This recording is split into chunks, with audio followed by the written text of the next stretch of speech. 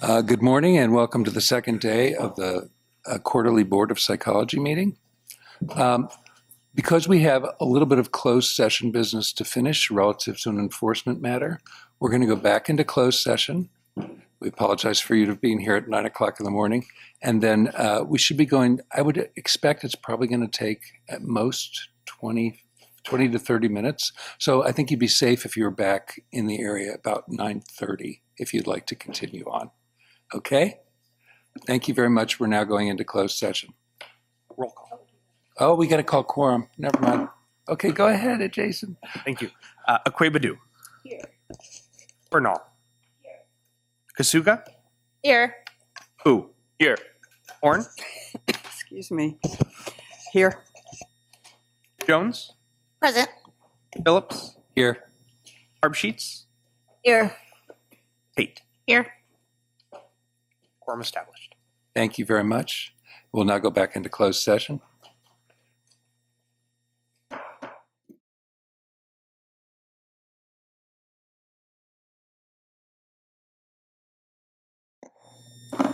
So we're going back into open session, and for those of you that weren't here before, welcome to the quarterly board meeting of the Board of Psychology. We are going to take the agenda somewhat out of order. We have some presentations by special guests that are here, and then we are going to try to move into action items as opposed to purely reporting items so that we can get as much of the board's business done today as possible. With that in mind, before we do that, we're going to take public comment on items not on the agenda. And I would like to read a little preface if I could find it. Well, here's the basic tagline. Because we are an adjudicatory body, and we do not want to be prejudiced in future determinations should any applications, petitions, or enforcement matters come before us. If you are going to make a public comment, please do not use the name of any licensees. And depending on the number of people that want to make public comment, we're going to need to ascertain how much time we can allocate to each person. So how many people intend to make a public comment at this moment? 2, 3, 4. Okay. Given that fact, I think we're going to restrict those comments to 4 minutes. Yeah. We'll restrict the comments to 4 minutes each in deference to the fact that we've got a lot to finish today. So with that in mind, we're now opening public comment on items not in the agenda.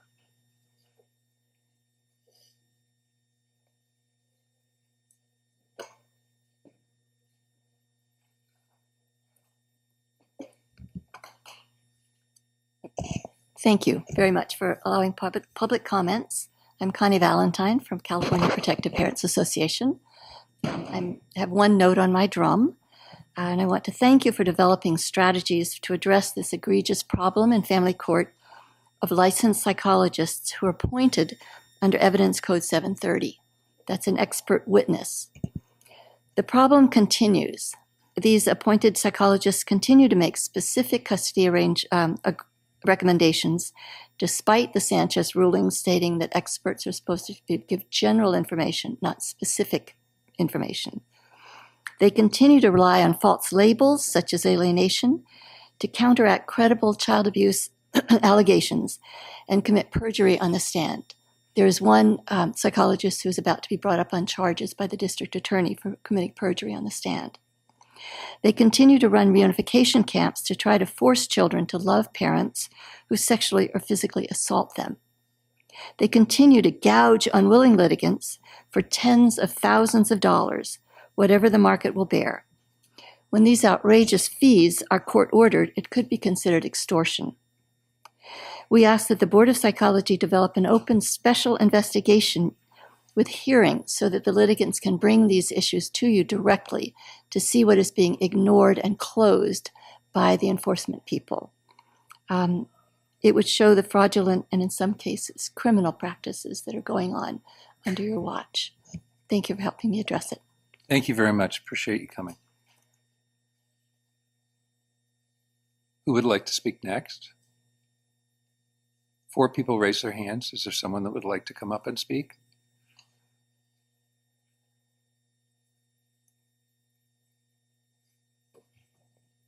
Good morning, Mr. President and board members. My name is Kathleen Russell. I'm with the Center for Judicial Excellence.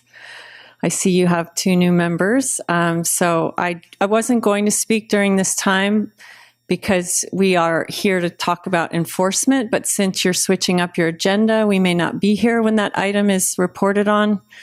So I just want to say I appreciate the stakeholder meeting that this board convened to deal with these issues that we have brought to this body for over 2 years related to custody evaluators who should be disciplined and are not being disciplined. But in that stakeholder meeting, I asked very specifically for a demonstration of what clear and compelling evidence would be to prove to this body that a licensee is violating the standards of care, because particularly, and I won't name names, but there is a couple in Mill Valley who this body has gotten at least a dozen complaints about over the last 2 years.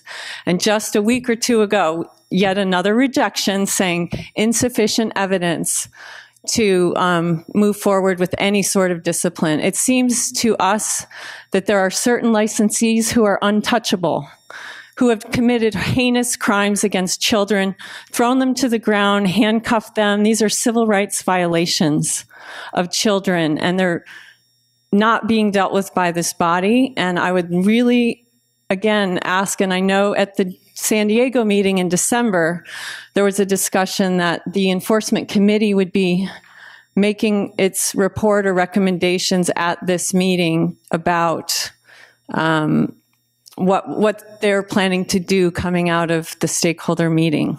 So I didn't see a committee report on the agenda for today. Maybe it was yesterday and we missed it. But I remain hopeful that there will be something tangible and meaningful that comes out of that stakeholder meeting, because I heard just yesterday of another family that was severely harmed by these Mill Valley psychologists who continue to get off. And again, there was an attorney in Washington, D.C. that told me he submitted over 3,000 pages of detailed evidence of violations with specific citations to the code that was violated. And he got a 3-paragraph letter back from the Board of Psych saying, sorry, insufficient evidence. And after 3 years of holding on to this complaint. So your system is broken when harmful psychologists are able to continue to harm. And this case that we just learned about yesterday was from last January. So he's continuing to harm people since our first time here, which was 2 years ago this meeting. So please do something. We have faith in this body, but it's evaporating quickly when I come here and sound like a broken record, because these psychologists need to be held to account, and they're here to heal, not to hurt. Thank you. Thank you, Ms. Russell. Additional public comment?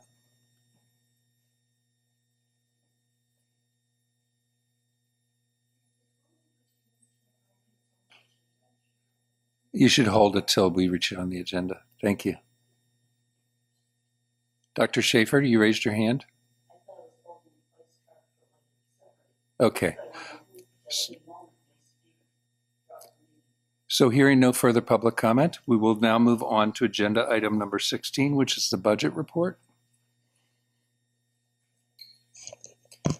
Good morning, board members. In the governor's 2018-2019 budget, the board has a budget of $5,150,000, including a general fund loan repayment of $3,800,000 and an estimated fund balance of $5,159,000. In the governor's 2019-2020 proposed budget, the board has a budget of $5,282,000. Today, to answer any budget-related questions, is the board's budget analyst and her manager from the Department of Consumer Affairs. We have Sarah Hinkle and Robert De Los Reyes. Thank you for having us. Good morning, board members. Happy Friday, Board President Antoinette. My name is Robert Delos Reyes. I am a budget manager with the Department of Consumer Affairs. I'm here with Sarah Hinkle, who's going to kick off the budget presentation. Before I hear we have new board members, and before we dive into the documents, I just want to introduce my office and the services that we provide the board. So ultimately, why we exist, the budget office, is that we facilitate what we call the annual budget process. And this is really how we get your budget signed or enacted into law. And really how to explain this process is really 3 stages. The first stage is when we build your budget. The second stage is when it kicks off to the legislature for their review to be enacted into law. And the third stage will be very apparent today is really what Sarah is here for, is really monitoring your annual spending, as well as taking that into account when we look at your revenue, ensuring that you have sufficient fund reserves to support your operations for the foreseeable future. So that's what we're really here for, is to shepherd that whole process for the board. And really to how we build your budget is not where we start from scratch. What we do is called incremental budgeting. So we usually take we take your existing level of budget or funding and use that as a baseline. So when we get that, we would incrementally adjust your budget based on a variety of things.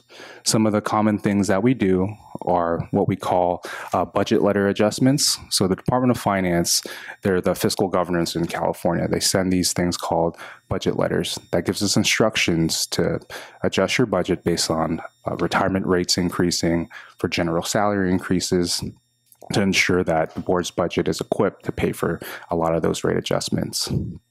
Secondly, there's a process as well called the budget change proposal process. So this is the board's vehicle to make a direct change to your budget. So if there's a resource need, for example, if you need more enforcement resources or licensing resources to help, this is a way the board could submit something to help address those issues. So that's another thing that we take into account to build your budget. Once we tally all those things up, that is your budget for the upcoming fiscal year, and we would include it into the governor's proposed budget. So that's always submitted and released every January 10th. So that's when the governor releases his budget and it kicks off the legislature's review for that budget. And that's usually that is the second stage of the annual budget process. So once that's done, the legislature takes the review and makes any changes to the budget. We take that into account. And once that's taken into account, it's signed into law to what we call Budget Act.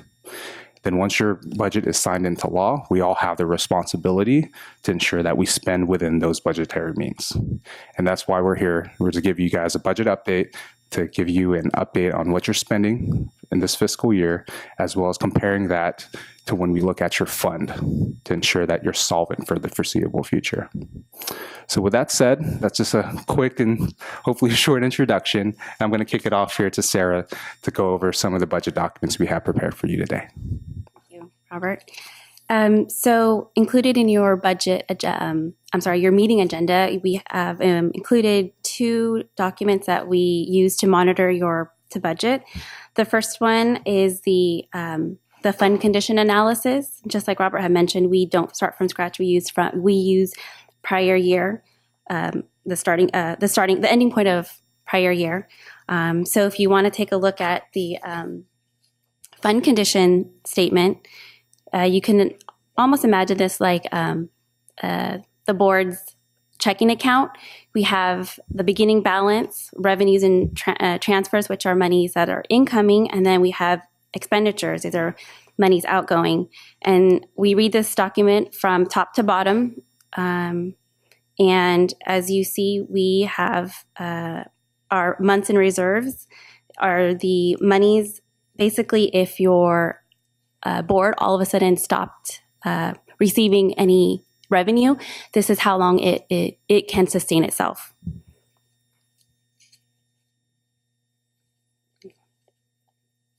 And then are there any questions regarding the fund condition statement that I could answer? So yeah, just to explain a little bit more with this fund condition statement. So this is what we use to monitor the board's fund.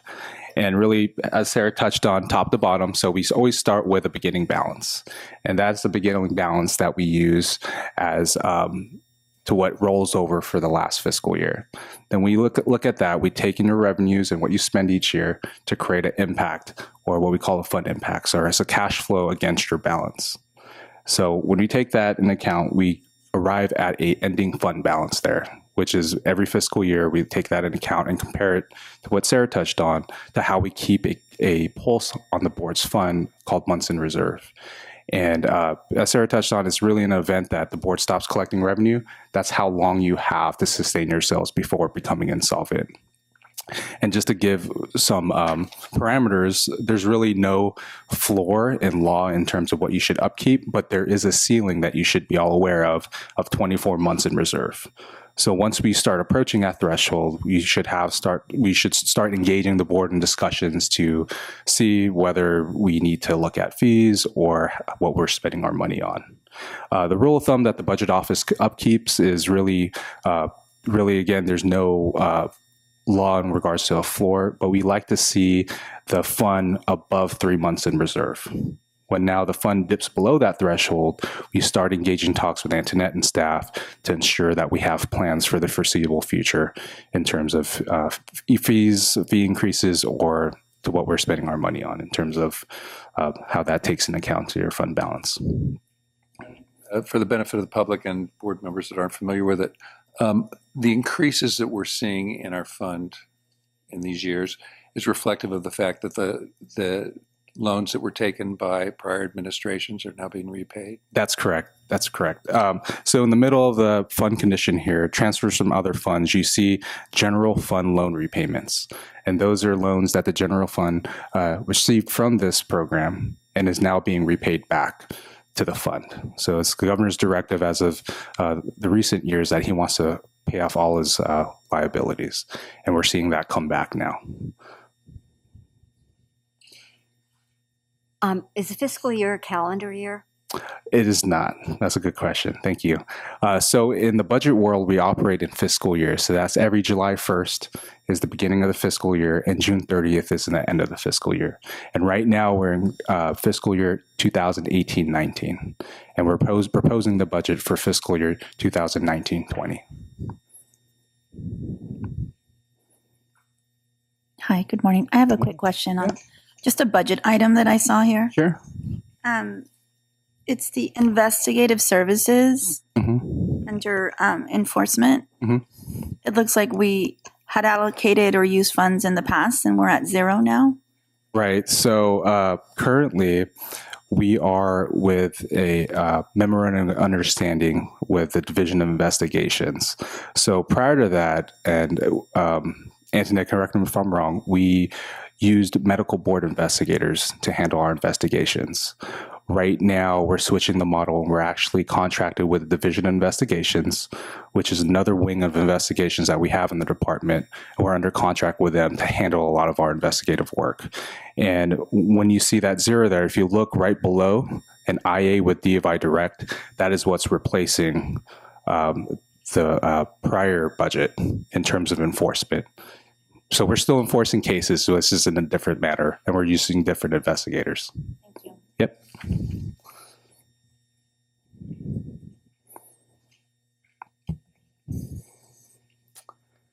So that is the fund condition. We're going to go ahead and kick off the expenditure projections if we don't have any more questions regarding the fund. Thanks you. Okay, Sarah. Okay, so I've provided the board with fiscal month 4 expenditures. These are basically line items of what your board has been spending. So I have taken the way that I've projected this document is I've used 3-year histories of what the board has been spending. And as you can see, they're pretty consistent. So I felt that was a good way to project these. But the first 3 columns, again, are the last three fiscal years. Then we have the next column over, which is your budget allotment. That is what you are appropriated for this year. And the next column over is your current year expenditures up until October 31st, which is fiscal month 4. And the next column, the next 2 columns over is the projections to year end. This is what I've projected for your board to be spending up until the end of the fiscal year. So if you look down at the bottom, we show that your board will be reverting back to the fund 124,000, which is a nice healthy number. So it's good. Are there any questions regarding this document? Yeah, and just to explain for the new board members, this is a tool that we use to help track the annual spending of the board. And just to give you a heads up on kind of what we're seeing over on our side of the fence is that we transitioned to a new accounting system called Fiscal. And one of the things that we're experiencing as part of the transitional challenges is that we're not receiving or producing the monthly reports that the board is used to seeing. Board staff. And what we are doing to mitigate some of that uncertainty that a board may have is that Sarah would have to go into the system manually and extract a lot of that information out and produce these expenditure reports, as she touched on, to show kind of what the board has spent year to date. So that's one thing we're doing to mitigate some of that. That's why we have the 3-year history to give you more reference and to help us use that as historical reference to help project some of the spending by line item. And really, this is a way to how we categorize, how we track your spending in terms of what you're spending in salary and wages or personal services, and what you're using towards enforcement or other general line items that we track by budget line item.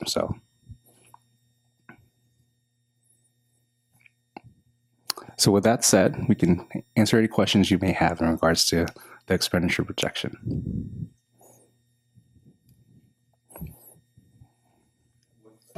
Yes. When do you think the fiscal system will be totally implemented? That's a good question. So right now, some of the major challenges that we're facing is that our control agency, the state controller's office, is not on board yet. And we're hoping when the state controller's office jumps on board, there's going to be a lot of efficiencies in terms of what we're seeing now to help with some of the transitional issues.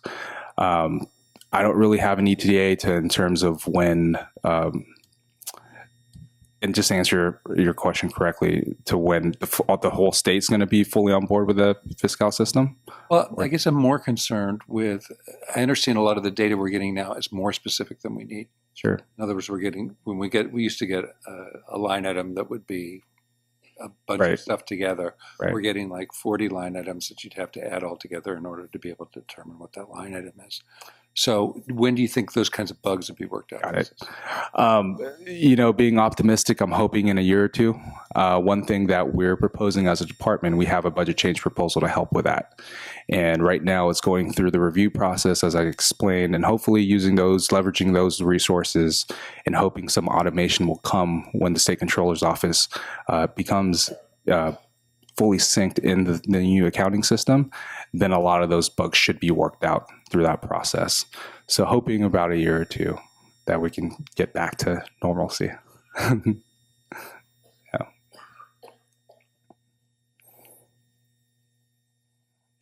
Any other questions? Was there any additional information that you wanted to present?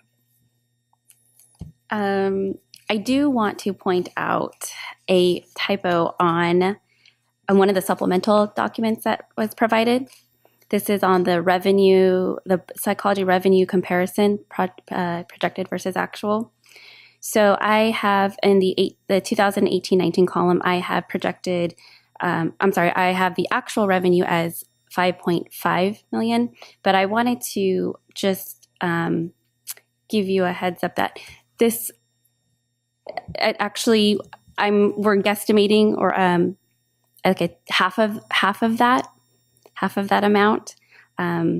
But the way that we have it set up is we have it on track to be projected for what you are actually, or what you are projected to spend in collect in 18-19.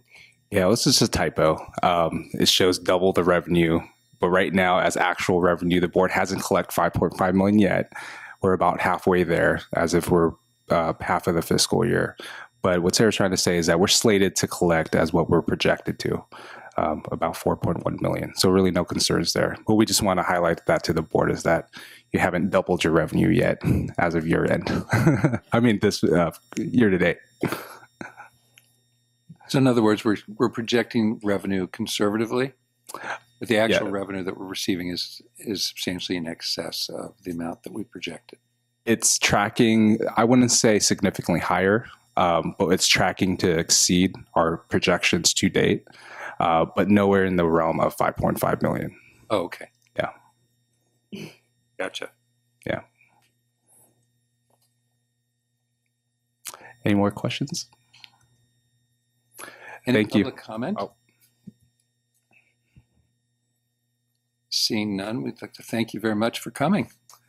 Thank you for having us. We're looking forward to working with you. Congratulations to the new board members.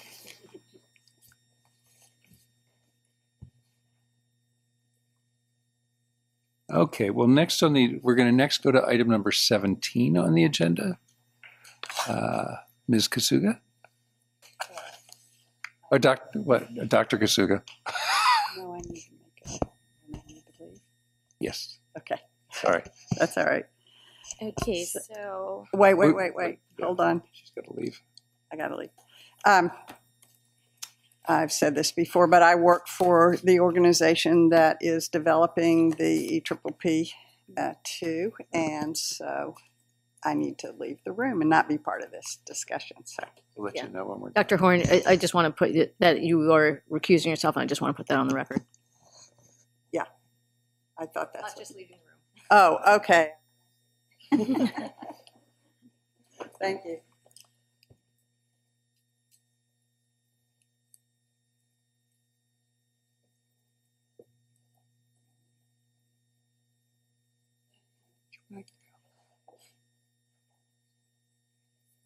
I'm just going to suggest that DrTurner come forward so that he's available for purposes of answering questions as they come up.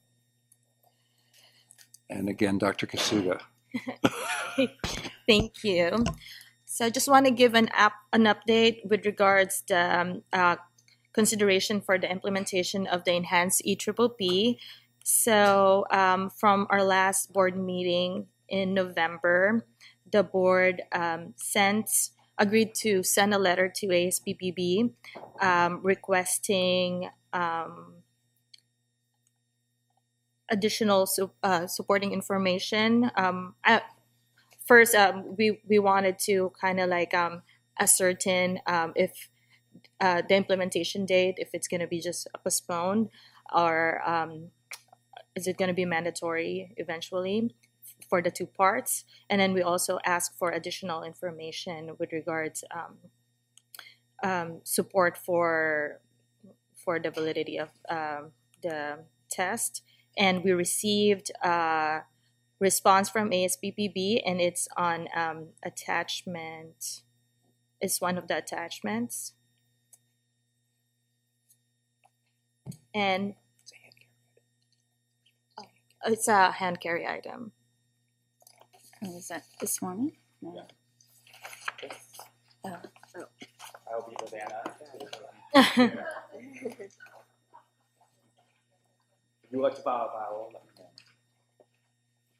And we have DrTurner here to answer any additional questions that the board has. As it came up at the last board meeting, it would be useful, DrTurner, if you could address the question of which types of validity are being used for purposes of evaluating the tests, which types of validity aren't being used, and how that process is unfolding. Okay. Can you hear me all right? Do I need to press anything here? It's turned on. You're good. Okay, fantastic. Get a little closer. How's that? Okay, sounds good. Well, first of all, thanks for having me here. I appreciate the communication and dialogue that we've had because it's been helpful for me to clarify the California Board of Psychology's position to the ASPPB Board of Directors, so that's been tremendously helpful. With regards to validity, I did speak to that in the letter, but one of the questions that has come up often in the various meetings that we've had here in California are external measures of validity, or what we call criterion-related validity, which makes sense. I understand why especially as psychologists, we would ask for some measure of criterion related or external validity. That is, you compare this test to something else. However, as I mentioned in the letter, the standard of developing a licensure exam is a little bit different. It's done through a content validity process. So what that means is it is reliant on subject matter experts, and in this case, it is licensed psychologists. So it starts off first with a job task analysis. The first one that was encompassing a competency model was really done in 2010. That developed a working model of competency. And the way that works is you get in a group of subject matter experts. They have to be licensed psychologists, and they tell us what do, at the point of licensure, what do psychologists need to know? And that creates your blueprint. Or it doesn't quite yet create your blueprint, but what you essentially want to assess. Psychologists are then surveyed. So in this last job task analysis, I believe we had 2,700 psychologists that responded to our survey, and they rate each of those items. So there are an overall domain on the blueprint, and then knowledge statements and competency exemplars. And so folks that are in the fields are the ones that tell us what needs to be assessed, and that creates your test specifications or blueprint. What happens then is you have item writers and reviewers, all of which, in this case, are licensed psychologists writing to those test specifications. It's then reviewed, so it's sort of an iterative process. Again, heavily reliant on subject matter experts who know what is needed at the point of licensure. They look at, is this relevant? Is this measuring what psychologists need to know at the point of licensure? Is it correct?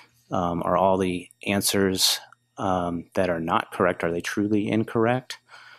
And then they accept the item, which is put into a bank. That is then reviewed by an exam committee before it is put on a form.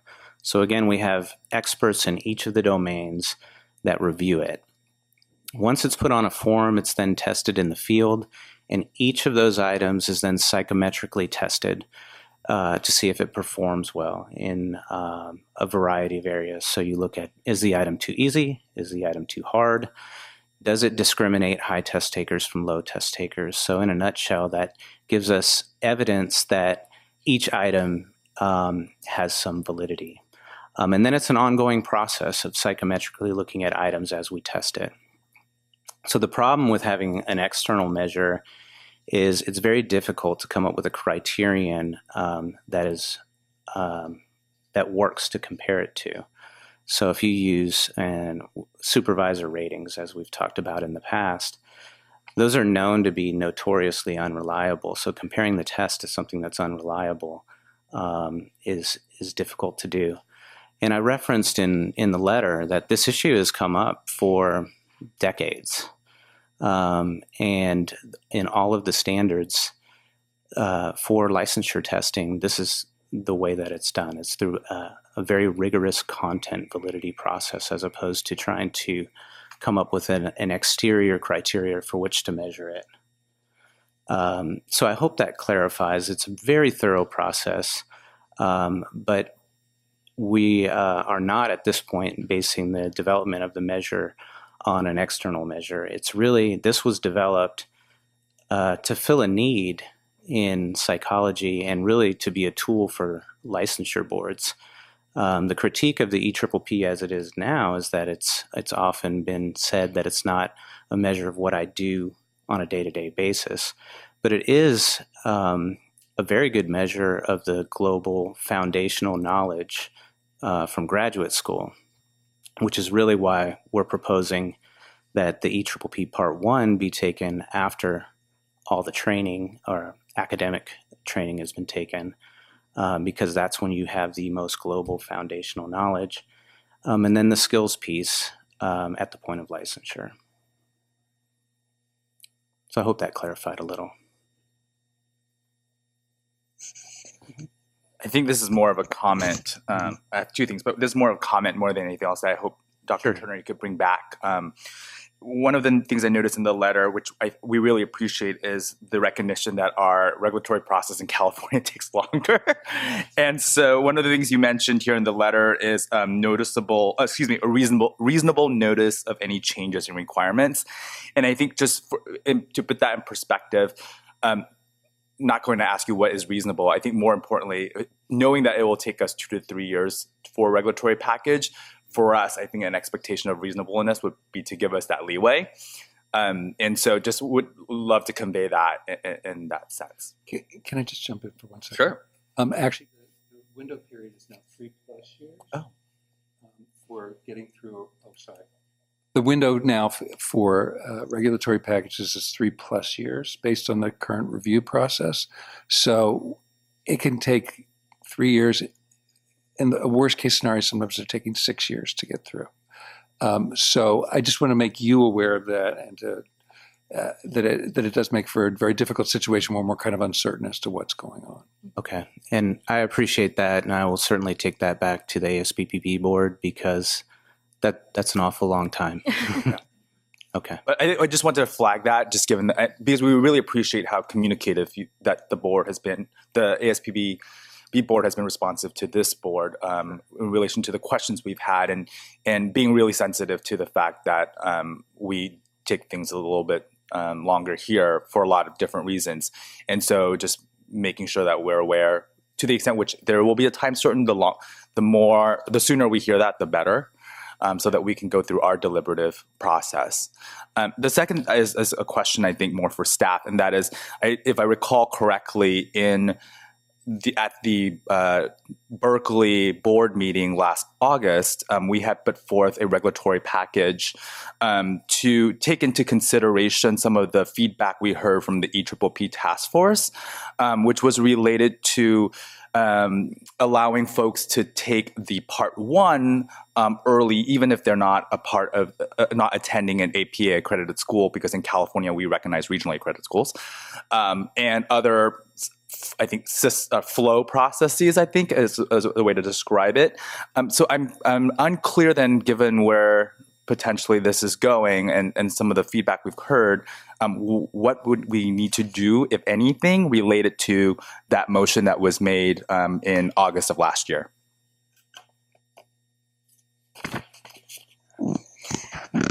Well, the board, as I see it now, can go in one of two directions. You can let the directive to staff stand from that motion to initiate the rulemaking process and go forward in recognizing the length of time that it takes and waiting to see what ultimately happens with ASPB's decision on the implementation of the enhanced EPPP.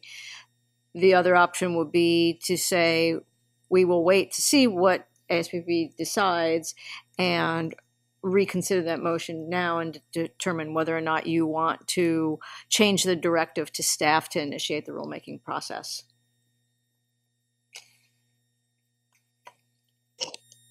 Thank you, Ms. Marks. That's really helpful. I think something from just my perspective related to this is however the board decides to go with it, but how we communicate it to potential applicants for licensure as this process plays out. Because what I would be concerned about is if there is an applicant not here in California but attending a school out of state, and it is a state which they're seeking licensure and it is an early adoptee, they go ahead and take the EPPP Part 1 in advance. In theory, if they came to California for application of licensure, they might run into some potential issues if we don't conform our regulations to that, I think is a potential obstacle. And so and maybe that's not a correct assumption, and I would welcome our awesome licensing manager, Ms. Chung, to clarify if I'm mistaken.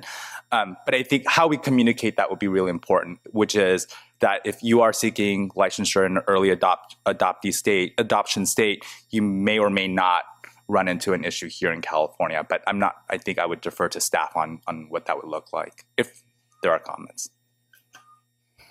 May I make a related comment to that?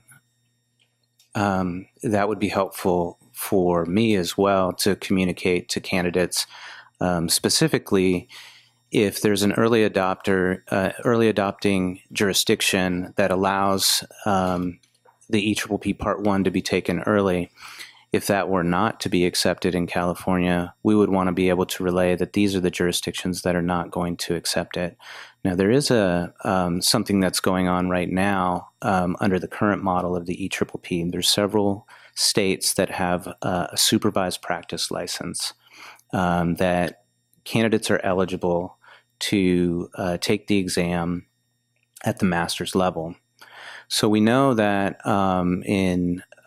there are some programs that will require their students, and I think there's at least one here in California that will require their students to apply in another state so they can take the EPPP early.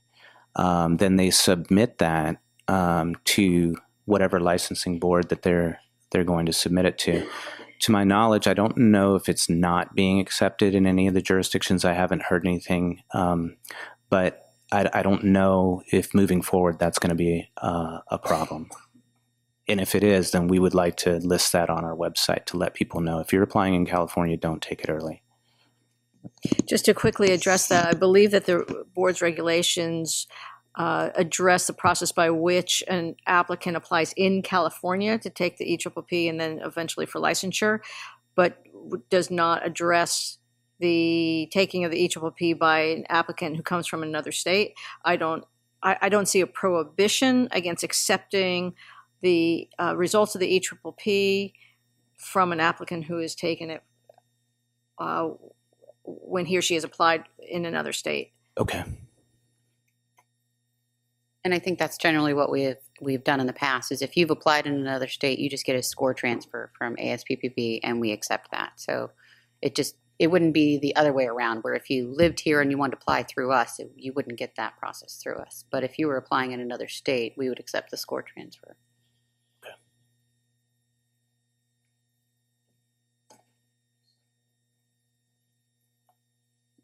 So are you saying, Ms. Burns, that if I was an applicant planning to apply in California but wanted to take it early, so say went to Arizona and I was allowed to take it early there, would that be acceptable when I applied in California? That's currently how we operate. So when we have other applicants, I believe.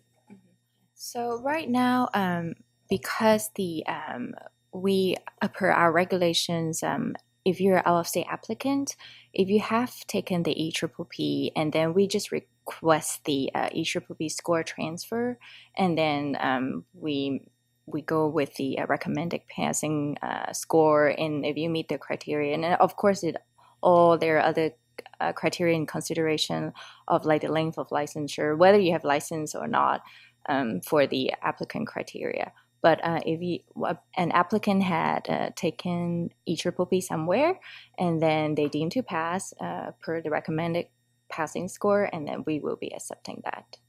Thank you.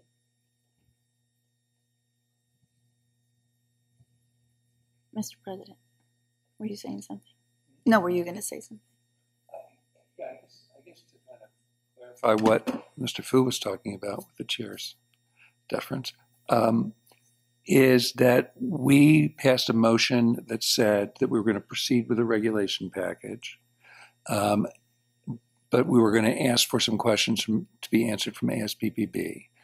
The information we received back from ASPPB was that there was going to be there's going to be beta testing in certain early adopter states of the new enhanced EPPP, but that a decision had not been made as to, and correct me if I'm wrong, as to whether the test was ultimately going to become mandatory. In other words, that would be the only licensing exam that they were offering, the two-part exam, and also that as to when the actual implementation would take place. So that left us in an unusual position, which is we can't really move forward, at least in my opinion, we can't move forward with the regulation package, given that we don't know that the test is actually going to be a mandatory test, which would be our justification for moving forward with the regulatory package. So I think the issue that Mr. Fu's bringing up is, should we leave that motion package or the motion relative to the package pending? I guess we could say that the conditions hadn't been met for us to move forward with the regulation package. But I do think we either need to take it off the table or leave it on the table, depending on the board's preferences. I think a quick question just on my end, which is, and it's related to Dr. Hartree's question, is we require the completion of the 1,500 hours of qualifying supervising professional experience, right? So an applicant couldn't apply for dual licensure in one early. So for example, if they were applying to get licensed in an early adoption state, they took it, the part one, early because they can at an APA accredited school, they wouldn't be able to turn around to apply for licensure here until they completed their 1,500 hours and their qualifying doctorate degree before they start our process. They couldn't try to dual track that process, I think is my question. So for our process is you have to pass the EAAA and the state exam, which is the law and ethics exam, and the completion of 3,000 qualified hours. So without all three components, they wouldn't be able to grant licensure, not considering other licensure requirements like the courses and all that. So ultimately, if they want to apply for licensure in California, they would have to accrue all the hours and pass both exams. Got it. Okay. That's helpful. Thank you. So for now, we're just going to be, I don't think that anything has changed in terms of moving forward because we're still on the beta stage.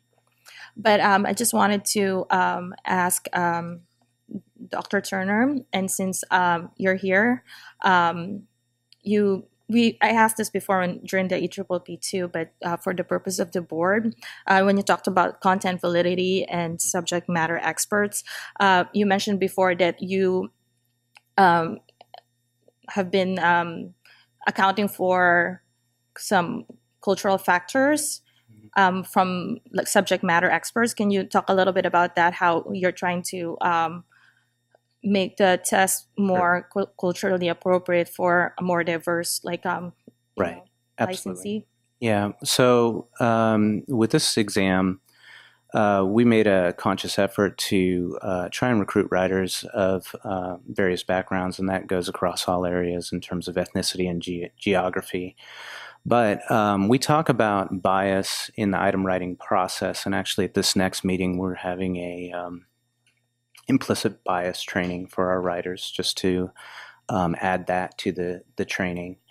But we have begun the process to start collecting ethnicity data as well on both parts of the exam. But the idea for that is to look at, on an item level, is there potentially biased questions?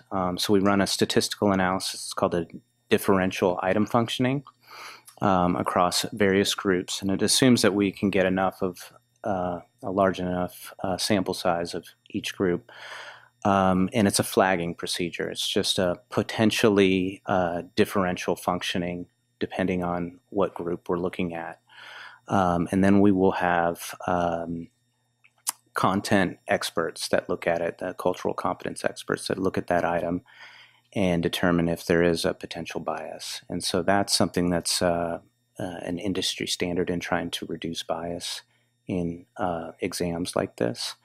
So those are some of the things that we put forward to try and make sure that we're putting together a fair and valid exam. I just wanted to ask, because like one of the things that we're talking about is like we want to, before moving forward and adopting in the future, we wanted to get as much information with regards to the validity of the test. And what I want to pose to the board is, are there other things that like we want to know to, address that part of the validity part of the test. I think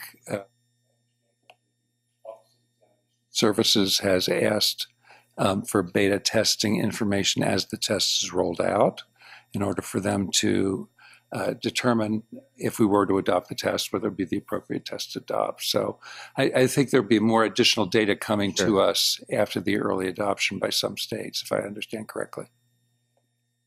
And I'll be happy to communicate with that office and provide the data from the beta testing and our standard setting process. If they don't already have it, the job task analysis. But whatever information would be helpful for them, we can provide that. And for the benefit of our new board members, the Office of Examination Services is a group of psychometricians that evaluate all licensing tests that are provided in the state of California. And they provide that service to us. They're another part of state government that actually analyzes the tests and looks at all the underlying statistical data. So it's quite a rigorous process.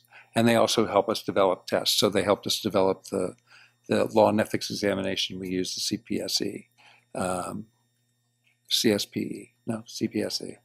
I don't know, the initials get so confusing. Law and ethics exam. I do think we have to return to this question of the regulation package at one point, but there may be additional information that the board members want to ask the exam or validity questions. I think I'm good, but Turn to what would be the appropriate course of action relative to the original motion, which was after we get some more information, we're going to move forward with the regulatory package. I think that's basically the way it was set up. The original motion in August? Yes. Not the original. Or was it just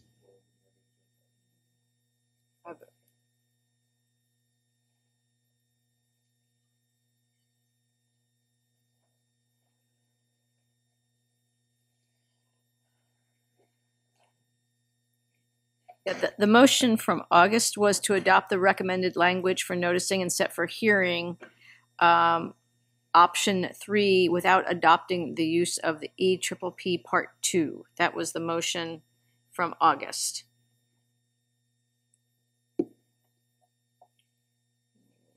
Although, where is that language? May I ask another clarifying question, Ms. Marks, to Ms. Chung? So, sorry, I just want to make sure I understand this point more clearly. Right now, for an applicant to apply for the to take the exam for the EPPP in California, they have to apply online through Breeze or by mail with their transcripts showing completion of the degree, their supervision agreement, and verification of experience, and receive approval from us. In theory, if there is a particularly eager beaver who doesn't want to wait to do all of this, they could, if they go to an APA accredited school, take the EPPP Part 1, apply for a license in that state that's doing early adoption or through that process, and then come back. You won't hold it against them that they took the EPPP early in that other state. You'll take that exam score along with all the other materials they're submitting for licensure. You're going to hold that as two separate processes. I think we will consider what the score is, and it depends where the applicant stage is, because it depends. It makes a difference if they the length of time, how long have they been licensed. So, and we have to take that into determination as well. So there wouldn't be anything that would hold them against other than maybe they didn't pass according to the recommended passing score. And earlier, as council has said, that there's nothing prohibit us to accept those scores. That's really helpful. I just wanted to make sure that with this early adoption piece that ASPBB is doing for a subset of applicants, I just want to make sure there's at least some clarity from this board for the different types of audiences and pathways, if you will. And so to the extent which DrTurner, you can be helpful to us in communicating that and potentially working with or checking in with our awesome licensing staff to make sure that our potential future applicants aren't accidentally being misdirected, I think is helpful too. so as it stands, it's still very portable. They can get the EPPP from an early adoption, and it won't be held against them for their California application as long as they pass the EPPP and meet all our requirements for licensure. I really appreciate that clarification too, because we really want to communicate to candidates if there's any issue going to another jurisdiction that they may not want to take that early. One other point of clarification, because of the rollout being a voluntary rollout, the early adoption will be up to the jurisdictions. So it's not something that ASPPB is going to be doing at this point in time. So it may be various folks. It won't necessarily be APA accredited programs. It'll be whatever that jurisdiction decides. And last point is that is probably already happening right now with the supervised license.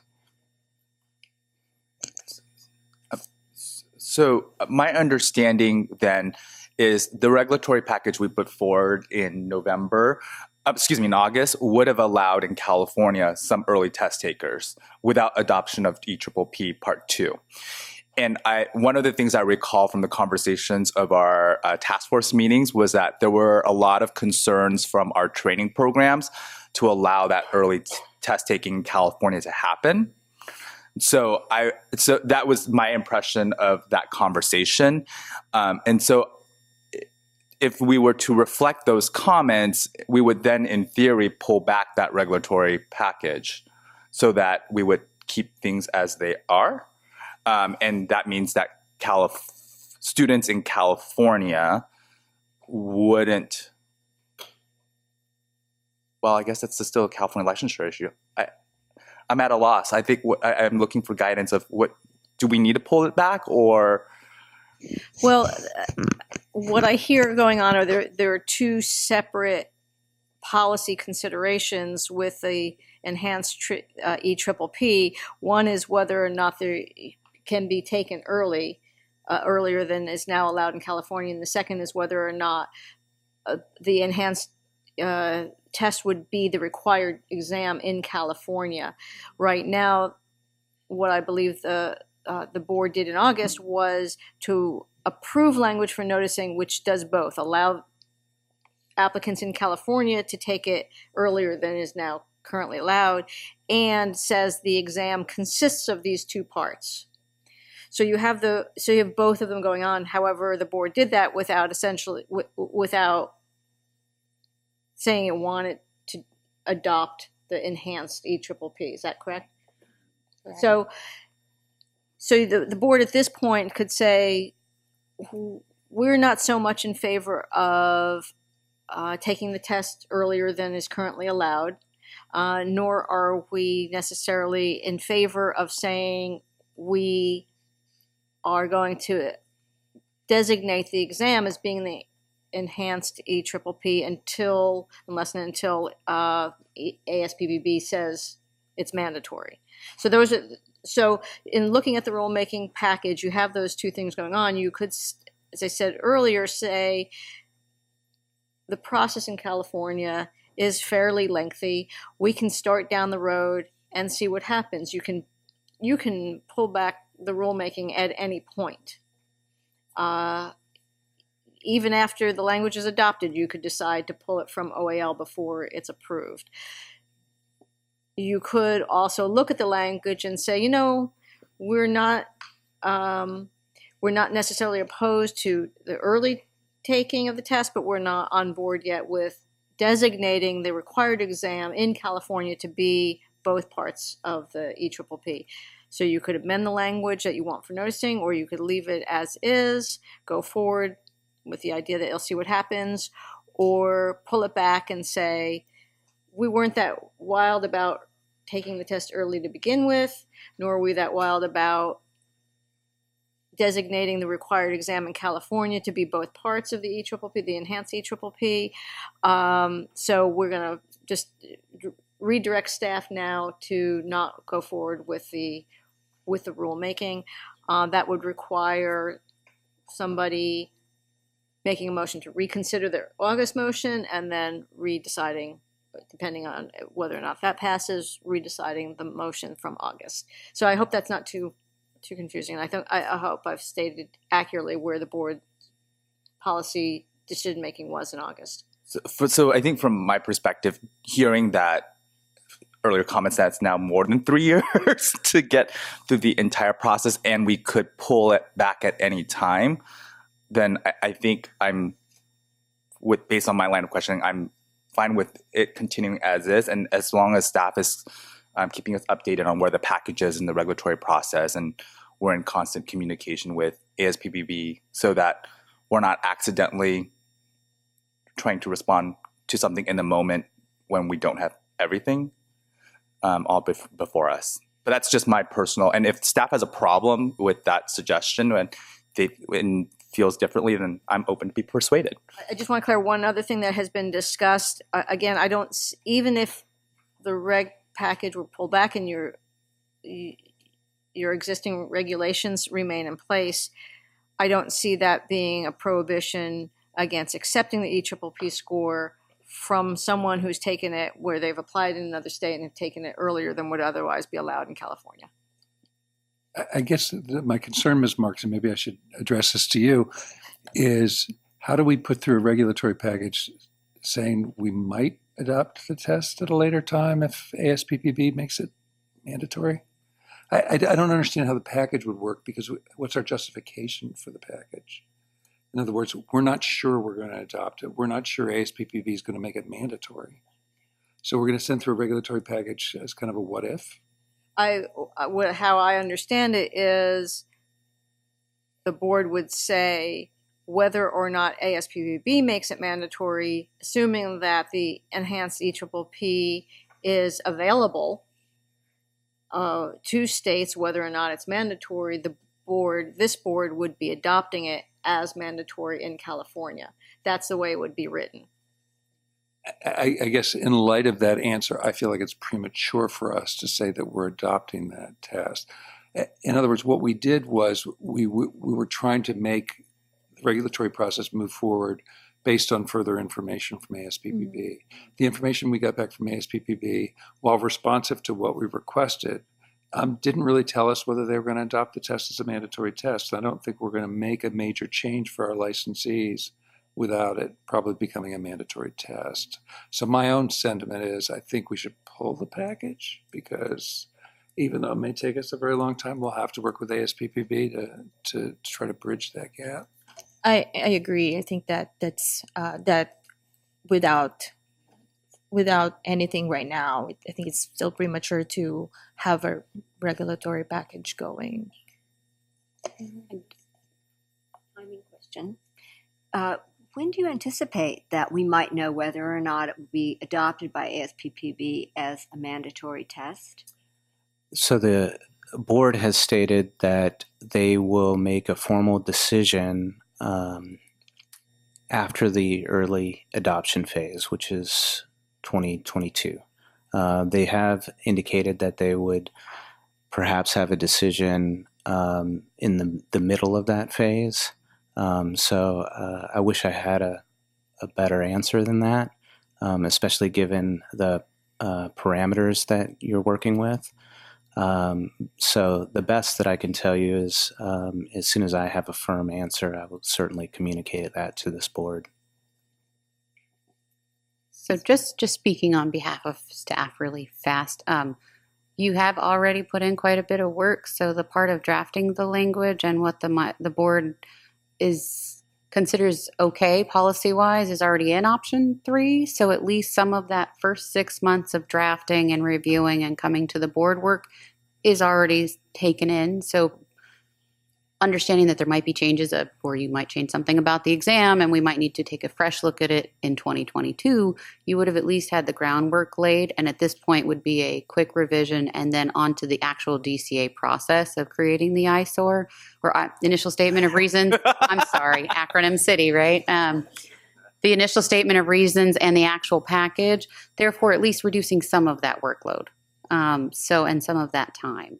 So if that helps clarify, then you'd have your justification for the need you have your background work already done on the let's wordsmith and do all the language, and then it just becomes creating that initial statement of reasons with the mandatory adoption, which kind of helps your justification, since it sounds like the policy call is mostly due to the mandatory nature of the decision by ASPPB and not the test itself. Madam Chair, I would be open to making a motion related to pulling back the package, but I want to make sure I'm doing that based on when you would like to take public comment. So whenever you want me to make the motion, I'm happy to do it. So I think that I just wanted to commend the board staff for doing a lot of the work for that in case we were going to roll it out. So that cuts the 3-year time in the future once we're ready to move that along. So thank you for that. And so maybe we can have the motion and then open it up for discussion. So I'll move that we go ahead and I'll move to reconsider the August vote related to putting forth the regulatory package. Is that the correct motion, Ms. Marks? Yes, I think it would be. And board discussion? Just like to ask a question of Ms. Burns. So, my understanding that what is already in place, keeping that in place would, if we were to keep that in place and whatever happens in terms of ASPB, that would help to kind of defray some of the time. If we were to leave the package that is already in place now and just let that go ahead and be there, that would help to defer the time. So we would be saving time when ASPPB do what it has to do. I think with the understanding that we have looked at what the board policy would be if there was a mandatory adoption of the test by ASPPB, that short circuits the need to have another task force to again consider the policies and again consider the avenues in which option 1, 2, or 3, how do we want to adopt and what do we want to do. So that time period took us a little over a half a year to get the board some information, some language. So that half a year is already gone. It's already put in the work and we wouldn't have to redo that work. So that whole preliminary part where our board looks and adopts the policy, that's already there. We can always definitely bring it back up, but you wouldn't need to redo that upon ASPPB's decision unless other circumstances happen with the test. Understanding that they're going to adopt it in the same way it's looking right now, we would have that language. And then we could just start with the formal rulemaking process. So that would help save us at least 6 to 8 months. Thank you very much.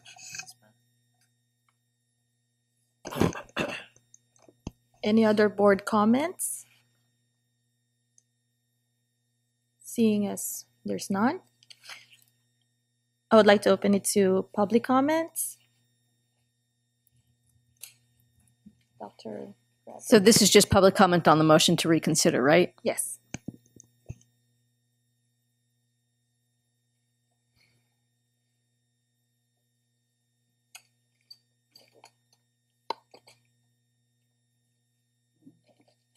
And I just wanted to restrict the comments to, do we have 5 minutes? Or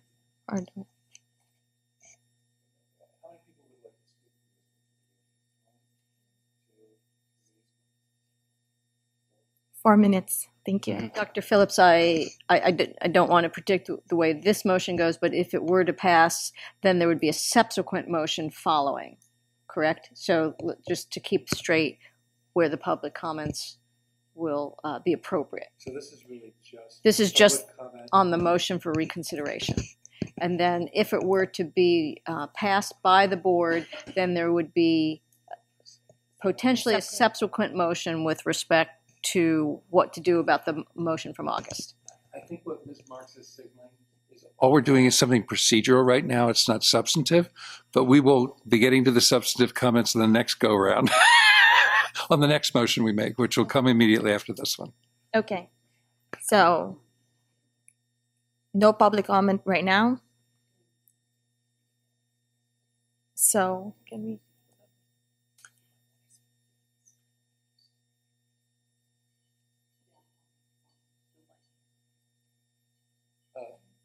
Schaefer, did you understand our discussion? Yes, I think I did, but you'll let me know probably if I misspeak. Is this on? Oh, okay.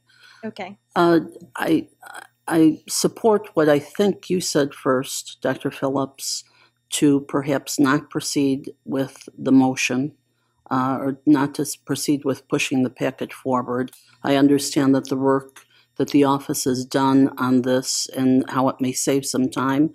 I think that work is not going to go into a place of non-usefulness in the future. Should ASPPB put forth that this is mandatory, that it can be pulled up at that time and considered. So I would encourage perhaps to support what you had put forth. It seems prudent. Thank you.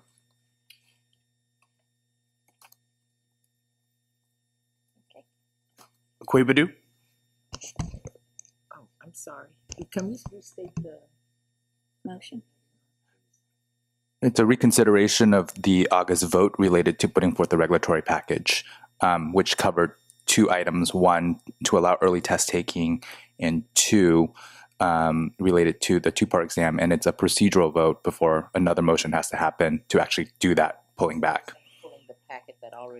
No, that will be discussed after procedurally the board decides whether it wants to reconsider that motion. So right now, it's just, do you want to put that motion back on the table? It's just putting the August motion back on the table. I say no. Bernal? Aye. Kasuga? Aye. Fu? Aye. Horn? Absent. Jones? Aye. Phillips? Arbsheets? Aye. Tate? Aye. Motion passes.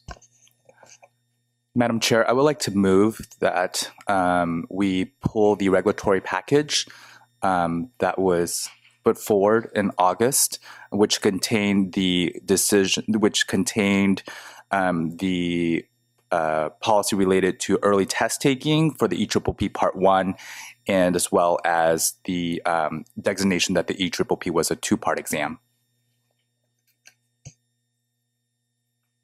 Mr. Fu, if I could just slightly refine that motion to direct staff to not proceed with the rulemaking file as was approved in August, since we're not actually pulling it because it hasn't been noticed yet. I like that, Ms. Marks. Thanks for that correction. We'll go ahead and do that. Second. Okay. I'd like to open it up for board discussion. Do you want to start? Any board comment? How about public comment now? You want to go? So we will be using the 4-minute rule. Okay.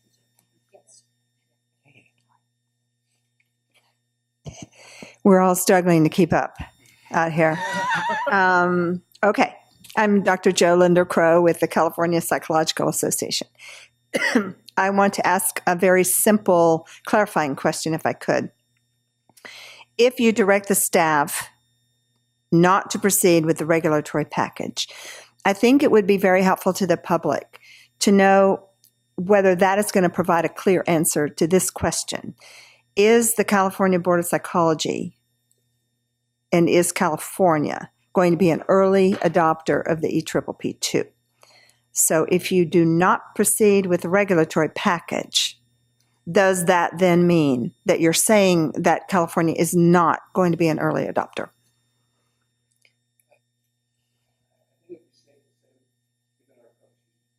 I think it'd be safe to say, given the length of our regulatory process, that it would be almost virtually impossible for us to be an early adopter, but maybe Ms. Marks has a more technical response to that. Well, as I put out before, I think that the motion from August contains really essentially two separate policy decisions. One is the early taking of it, and one is determining that California would be adopting the enhanced EPPP as its required exam in California. At this point, right now, the motion is to withdraw the rulemaking. There's no, unless there's an additional motion after this to move forward with one or the other, I think it would be safe to say that the board is saying it would not be, because there would be no, unless there's another motion, there would be no motion on the moving forward, or there'd be no language moving forward to have the enhanced EPPP be the. Okay, so as they said in the hearings on Capitol Hill, that would be a no? Yeah, I believe it would be no, but that's assuming there's no additional motion. So as I said, the motion right now is to direct staff to not move forward with a motion or with a rulemaking package that was approved in August. Doesn't necessarily mean, and I don't know what the board will do after that. So. Okay. And no, unless there's something more. Thank you. And I would just thank you for that. And the reason I ask is that it's becoming more important for us to be able to communicate a very clear message to psychologists in California about whether or not California is going to adopt the EPPP2, given the new information since August, right, from ASPPB. And finally, I would just refer the board back to the California Psychological Association's earlier letter about this, where we urged the board, in fact, not to become an early adopter while we wait and see what kind of information we get from the states that have chosen to adopt the EPPP2. We believe that would be a sound way to go about it. And then certainly at a future time, this board may consider whether or not to adopt it. Thank you. Thank you.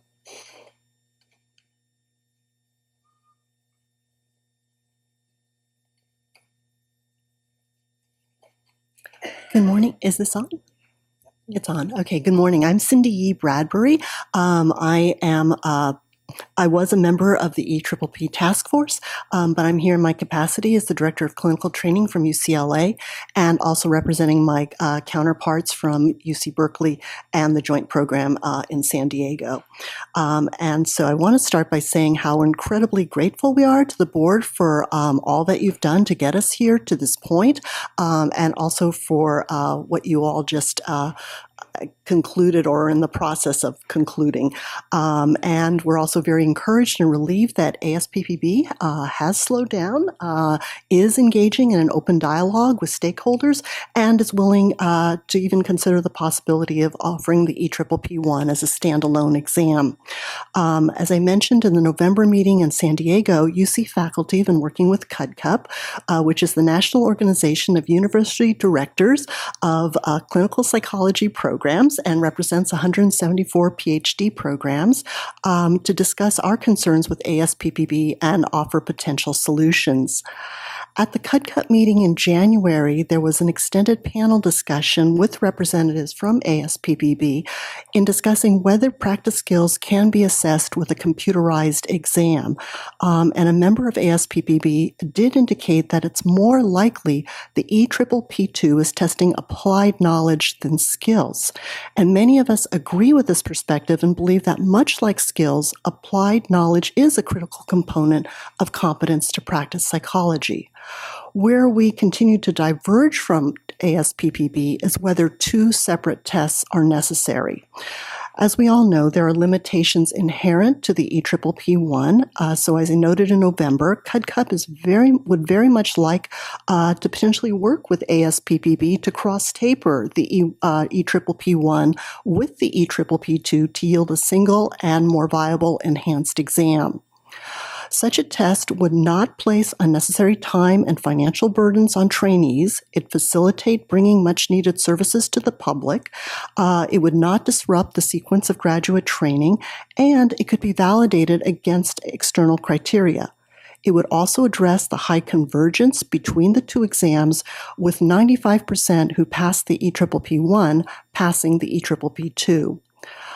We respectfully and vehemently disagree with ASPPB's perspective that external validity cannot and need not be achieved.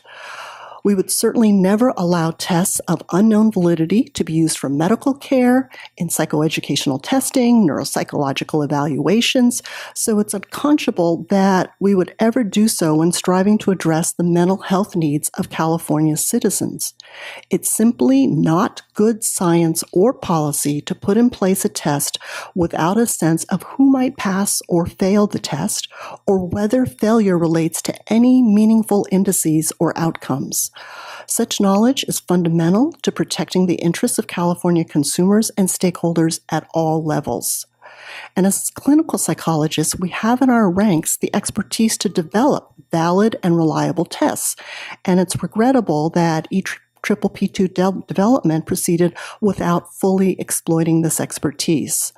So leaders in the field of clinical psychology, of clinical science, clinical psychology, and psychological assessment will be publishing a paper in response to the EPPP2, but also to discuss how evaluation procedures might be improved as part of the licensing process. And the plan is to invite commentary from ASPPB and others, because we need to work collectively and collaboratively together and in an agile way. So allow me to conclude by noting that concerns about mental health, as we all know, are at the forefront of national discussions on healthcare, encompassing such acute issues as bullying in schools, overuse. Yes, okay. Yes. And so there's obviously very acute need. And so what California needs is a coordinated army of trained and competent professionals to combat these problems. And unfortunately, the EPPP2 has a much greater likelihood of becoming an obstacle than an advantage in our shared mission to preserve the well-being of all of our citizens. Sure. Thank you. Would you like me to respond to that?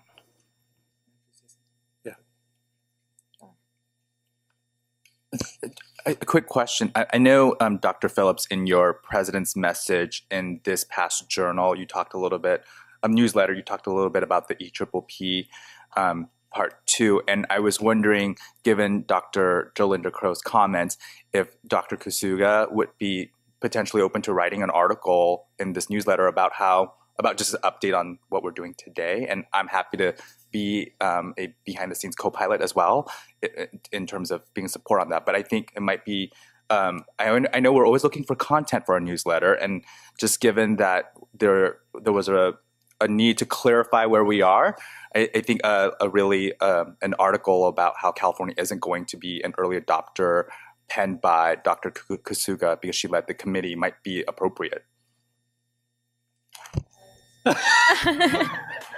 Public forum asking you that. Definitely, I can do that. We can work together on that.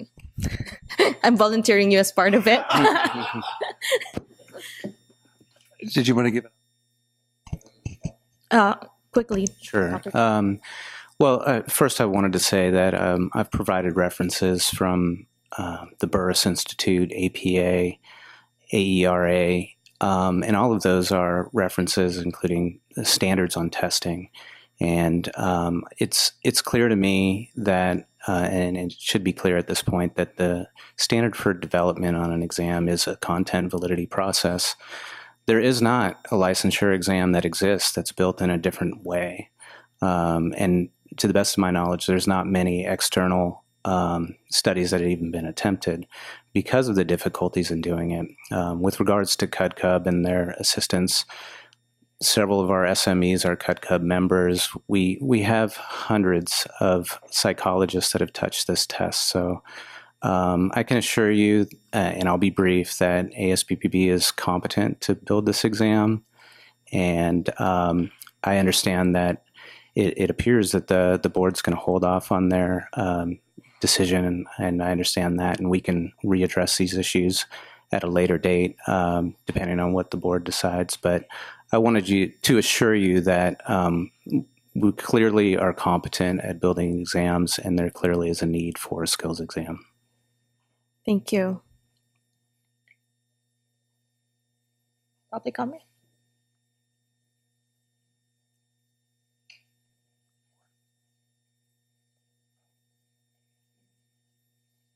Dr. Melody Schaefer, Division 2 on Education Training of the CPA Board. A couple of things. I certainly understand the wonderful information that this gentleman has given from ASPPB on the development of the test and content validity.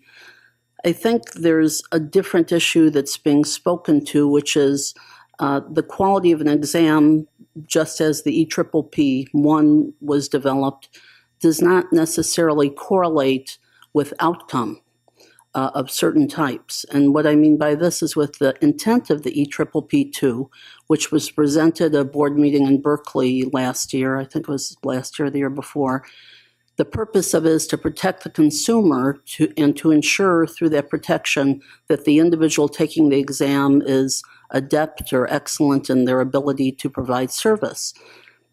I don't know that this test or any test can really secure that information. And without data, such as doing samplings of individuals that take the exam not for the purpose of licensure necessarily or per se, but perhaps if they took the EPPP 1 and then took a version of the test and then correlate the outcome of that test with actual real-world results, such as evaluations of their postdoctoral hours in terms of the application of their clinical skills, patient reports on the efficacy or quality of care they received, anything that is a real-world variable that would be more in tandem with what I understood originally the ASPPB was trying to ensure through the giving of this exam. I very much support the last speaker and the suggestion of working together with other entities such as theirs to make a composite exam that is more relevant to all of the realms involved so that it does not have another, that we don't introduce something else that unfortunately would create a more protracted adolescence, so to speak, for our students of finally reaching adulthood in terms of being able to practice, and another obstacle financially for them to be able to move on with their careers and pay their debts, etc. A separate issue, and I'm just asking the board for clarity because perhaps I didn't understand. If I understand correctly about the 1,500 hours that we have that is necessary to sit for the EPPB in California, what I think I heard was that students that may be in-state or out-of-state that are seeking to be licensed in California that have taken the EPPP 1 at the master's level, that we would accept if they came from only an APA school, that we would be willing to accept if they passed the exam as part of the requisite to apply for licensure in our state. And I'm just wondering, did I understand that correctly, or am I a bit confused because I have to transmit this information to others? I want to make sure I understood that part first. I think I could repeat what staff told us, which is if someone is in an early adopter state and they take part 1 in that other state and they get a passing score by the cutoff score that we're using, and they do all the other qualifications for licensure, then they can be licensed. Obviously, we're a state that says you need 3,000 hours of experience. That experience can come all postdoctorally. At least 1,500 hours of that has to come postdoctorally. So they're still going to have to hit all the marks that California requires. It's just if they decided to take it early, whatever criteria the state used, whether it's APA accreditation or something else, if they decided to take it early and they met that state's criteria, and as long as they got a passing score under the cutoff that California is using, which I think is generally the ASPPB cutoff. And you're saying with early adapter, you mean we're just talking about the EPPP 1 at that point, correctly? Right. No, you're saying no, Dr. Fu, Mr. Fu. Right, but they can take part 1 in an early adopter state and use that score for purposes of being here. I'm just wondering why the board, or if the board would see that as potentially discriminatory against those applicants within the state of California that must have completed 1,500 hours in order to sit for the exam and not necessarily prior to degree conferment. Well, it does not stop them from applying in another state and taking the test in that other state. In other words, if they want to take it in California, they have to meet our criteria for taking it in California. Okay. If they want to take it somewhere else, they could go to Nevada, and if Nevada was an early adopter.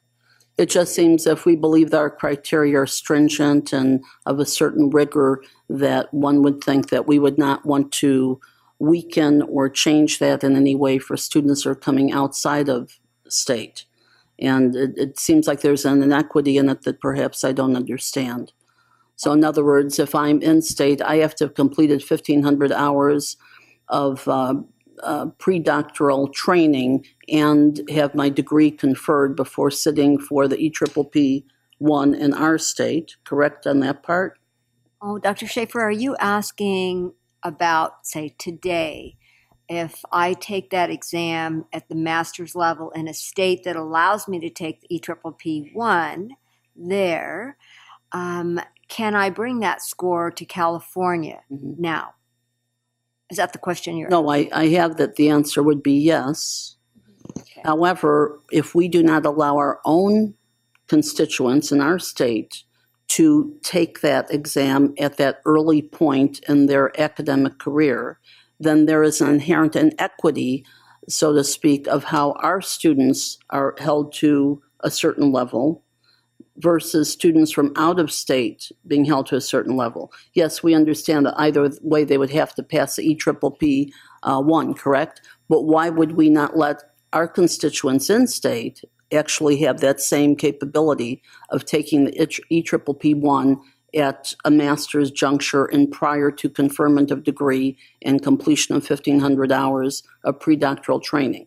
Just a thought for the board, and I don't want to take up more time. I'm sure my minutes are over. Am I correct in saying that our constituents are allowed to go to another state, take it there, and then bring that score here? So they can still do it. They just have to travel to that state. Sure, it just seems like unnecessary monkey business, for lack of a clinical term for it. But. The thing about it is the requirements that California has is what the California believes is what it will be good for consumer protection and what is the standard that we wanted our licensees to have. And yes, I concur with the belief of the board for that purpose. So maybe what I'm saying is missed in translation. It just seems, why would we let someone circumvent that as opposed to uphold our own standards? But so enough said, and I know that. I'm going to jump in here real quick and revisit the conversation we had 30 minutes ago when I too was in that process of discovery with our staff. I think this in-state versus out-of-state thing might be sort of where we're getting messed up a little bit. It's not in-state versus out-of-state. It's anybody applying for licensure in California. So if you are attending a school outside the state and want to start here in California first with your licensure, you'll have to comply with our rules, regardless of where you're doing your study here in California, out of state as a student. However, if you want to apply for licensure in another state first for a lot of different reasons, and then bring that score back into California at some later point after you've completed that state's licensing process completely, which would include whatever regulations they have, that's when we will go ahead and take the EPPP 1 score and not hold that against them. Then we're talking about just, we're talking about transportability, exactly, so to speak, of licensure across states. Yes. Vis-a-vis what you would expect through the National Register. Well, what I'm saying. It off instead of turning it on and turning. I think it's a deference to the fact that other states have a right to regulate when people in their state are going to do particular things in their licensing process. So each state makes their own determination. If somebody wants to go through the licensing process in another state and take that test early, they could even take the test early, decide not to complete that licensing process, and still bring the score here. Sure, that's what I'm getting. And people could be very strategic about it. I hope psychologists wouldn't be so. I could be a student from Arizona taking my degree in California, say that I'm taking the EPPP vis-a-vis through Arizona, then apply to go into California and get licensed sooner than my colleagues at the Well, no, they same- can't get licensed sooner. They still have to do all the California requirements. So in other words, all they've done is jump the line on taking the test. Yes. Okay? That's all they've done. They don't get any special privileges based on having taken that test. It's just that they're satisfied the test score criteria. I think that it It's the jumping the line part, but I don't want to belabor the point because I'm taking everyone off task. And well, I think that you brought up a good question because what we're trying to do here is still uphold to our own criteria as in California, as well as be open to different pathways to getting licensed from different states, as well as respect their jurisdiction of what they want in what qualifications they want for taking the EPPP, but then make it still there's a path for someone in a different state to go to California to get licensed. that part I understand. That was the potential inequity and the jumping the line, and that even for those from external states, that it would only be accepted if they were from APA schools, but in state we take regionally accredited programs. So those issues, I probably 10 minutes, who knows? Could I? Yes. I just wanted to comment on one thing that Dr. Schaefer said. She mentioned whether the board was concerned that it was discriminatory to continue to require what California does with respect to when an applicant takes the EPPP. I don't know if there was a question about whether it's legally defensible to continue to enforce the rules that California has now, even if another state would allow an applicant to take it sooner. And I think California's system would still be legally defensible based on what we've got now. So I just want to clear that up. Thank you, Ms. Marks. We have one more public comment.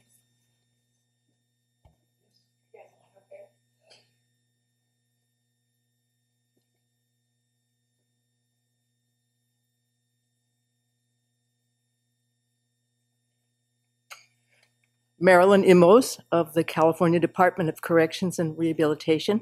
Thank you so much for giving us this opportunity, and thank you for the information that you're providing to us. Can everybody hear me? Good, okay. I just wanted to, first of all, piggyback on the idea of pulling that motion of August. I come from a little bit different standpoint, looking at the question of content validity. And I want to kind of point out the uniqueness of California consumers and the organizations that provide mental health care, psychology care in California. We are different from other states. I think it would behoove us to progress cautiously with data collection so that the EPPP2 would be relevant to the types of services that we provide, and you probably already know what I'm talking about. We have a large series of organizations that include forensic settings where we provide mental health care. Yes, they're clinically obviously required, mandated to meet the standards. That's clear. But above that and beyond that, there are special types of skills and skill sets that may apply to these settings. And the question is, obviously, is the EPPP2 going to include these kinds of things? And if it does, what about all the people who don't work in these settings or don't intend to work in these settings at that point? So I see it a little bit as a problem. Obviously, I would like to have this material if and when California would adopt the EPPP2 contained in the skill set. But I'm not exactly sure how that might be accomplished, and we may need some more planning and stakeholder input to be able to determine that. I wanted to point out two things. Number one, I believe a substantial proportion of the people used to create content validity were California psychologists. California was well overrepresented just because of the large number of psychologists. Mm-hmm. I think what I would also say is this is a general licensure exam. So it doesn't get into specialties, but the whole purpose of a licensure exam is to provide the board with evidence that is reliable, valid, and legally defensible on your candidates. That's a tough task that you have. For many years, this skills piece has been missing from competency, and we've seen it in the literature, and ASPPB's response has been the EPPP is a general foundational knowledge exam. The reason that it is two parts now is because we did a job task analysis. So to do a competency measure, you have to scientifically base that off of something. And so this is what psychologists told us needs to be assessed. It was so large that it has to be given in two parts unless it's an 8-hour exam. So all of that's been done, but I don't want to make it more than it is. It's a general licensure exam that covers basically, it like any other licensure exam or a driver's license, it just demonstrates that you have the knowledge or skills to be safe to practice.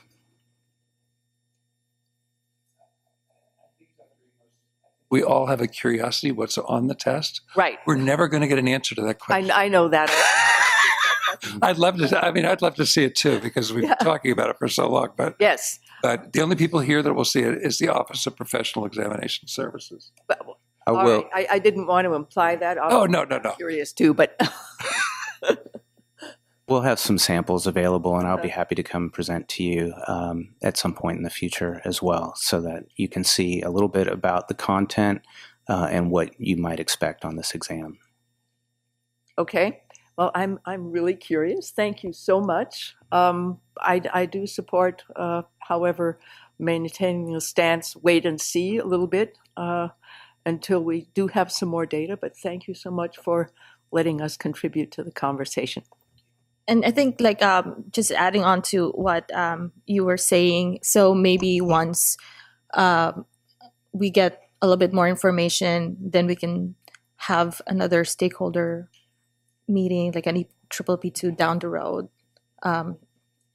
with stakeholders eventually, if needed. Mm-hmm. So we can get input from stakeholders. So okay, that like we did before, if needed. Consideration. Thank you. Thank you. So having all that, heard all the comments, public comments and board comments, we can state. Akwebadu. I'm so sorry. Please restate the motion. I have a motion by Mr. Fu, seconded by Dr. Harbsheets, to direct staff not to proceed with the rulemaking package as put forward in August. I say yes. Aye. Bernal. Aye. Kasuga. Aye. Fu. Aye. Jones. Aye. Phillips. Aye. Harbsheets. Aye. Tate.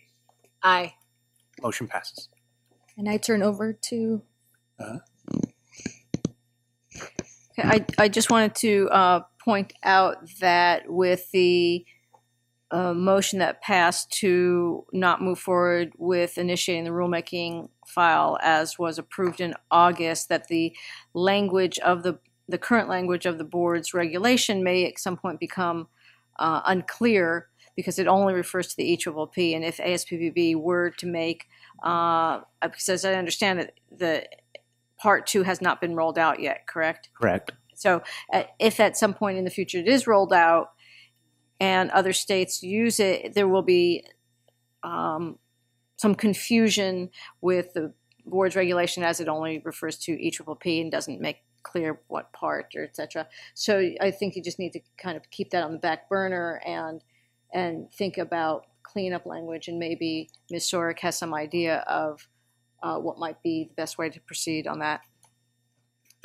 If we need to, because the board approved the pathways to licensure language in November, we can pull the examinations portion and address the language so that we can fix any discrepancy that refers to one exam versus a two-part exam so that there's no hiccups in our application process.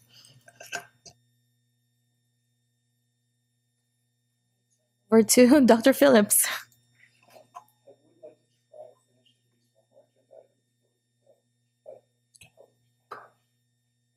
Keep pushing it on. It keeps going off because I think a lot of people have theirs on.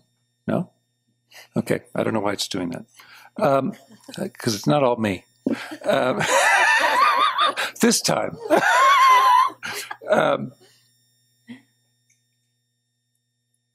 I'd like to do the minutes, but I think probably people need a restroom break.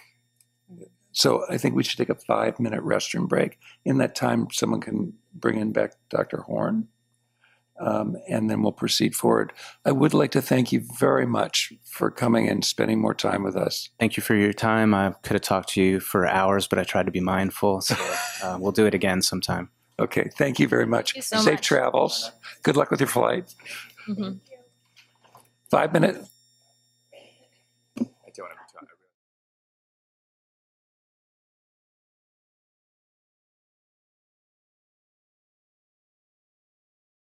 Yeah. Oh, he has.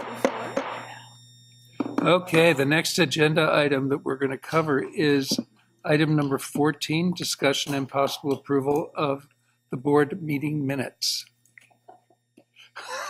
Why are you giggling?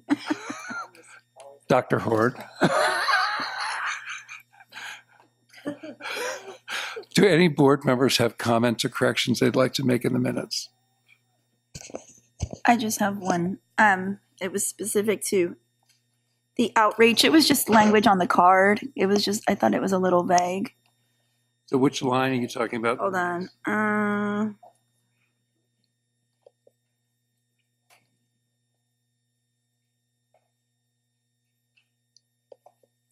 think I wrote it down.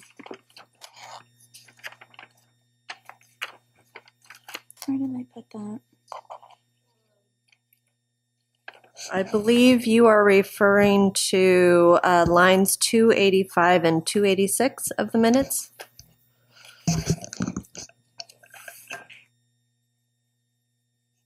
Yes. How the cards, can we just, what is the actual name of the hard cards?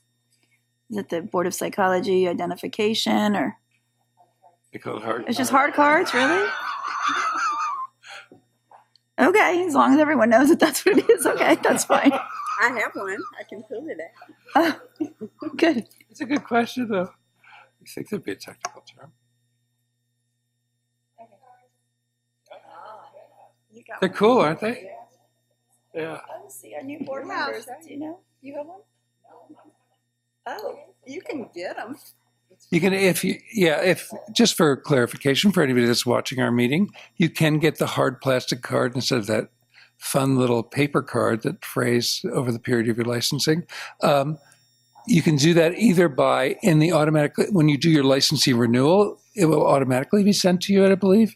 But if you want one sooner than your licensing renewal, you can order it for $5 on the Breeze system, which is the licensing system that can be accessed from the board's website.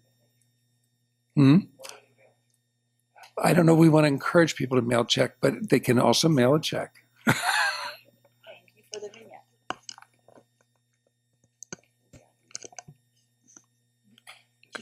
Could we move to adopt the minutes with any technical, non-substantive changes that Dr. Horn might have?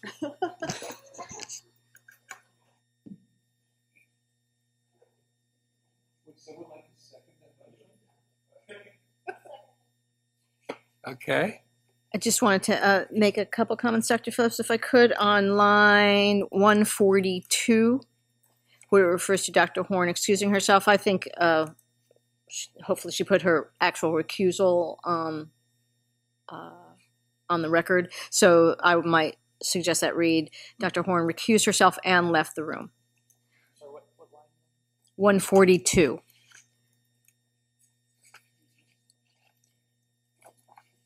And then on page 3, line 372, where it says the motion is to adopt the language, since I think that is language, I think that's related to changes to the B&P code, since the board Sorry, doesn't. what line was this? 372. Okay, great, thank you. Since the board can't actually adopt statutory changes like that, I think it was approve the language for proposed or something along those lines as proposed. And similarly on line 1385, when we're talking about regs, it's approving the language for noticing and because it's not adopted until after the public comment period is closed. So.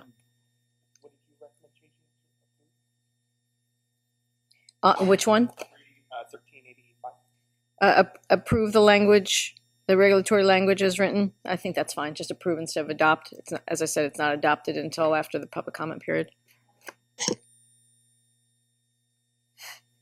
Are there any other comments on the minutes from board members or from Ms. Marks or Ms. Zork or staff? Is there any comments from the public? Do we need to redo the motion now that you've added those 3 additional things, or would you consider those non-substantive changes?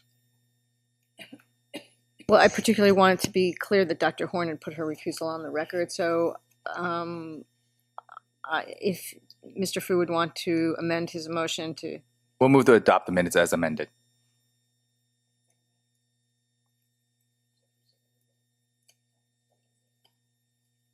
Unless there's further discussion or public comment, could you please call roll?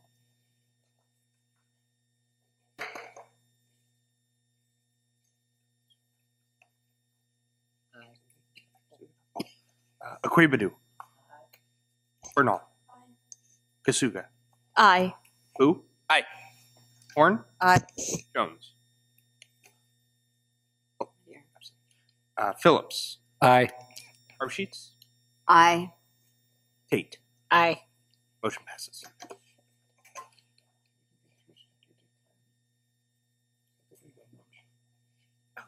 Okay, well, that was a very short interlude. We are now going to go to lunch. Please return here at 10, 11 minutes after the hour by this big clock on the wall. So we'll take a 1-hour break. Enjoy your lunch.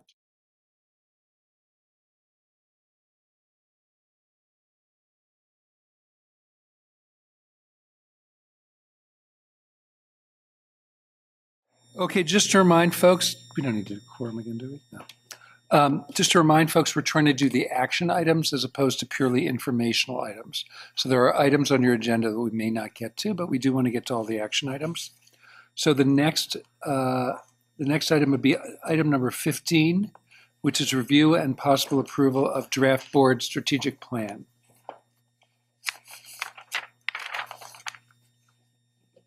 And I'm presenting on this? Do you want to roll it out?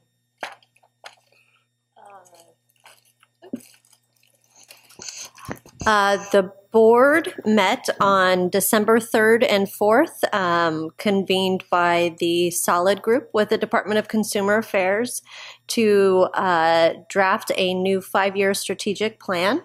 So included in your meeting materials is a draft of the plan, and it's for board discussion. Thank you very much.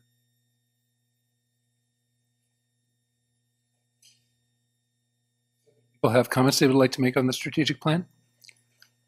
I like the strategic plan. Excuse me.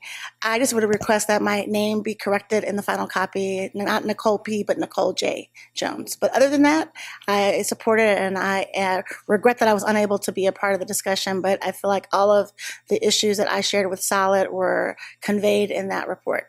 But just a name change.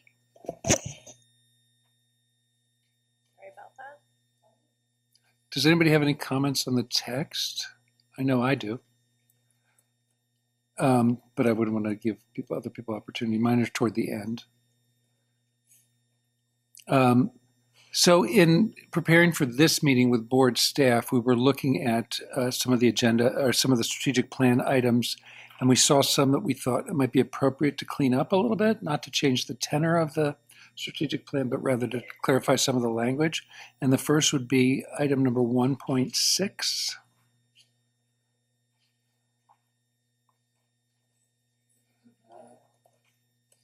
I don't know what page it's on. 100 of 193. Okay, thank you.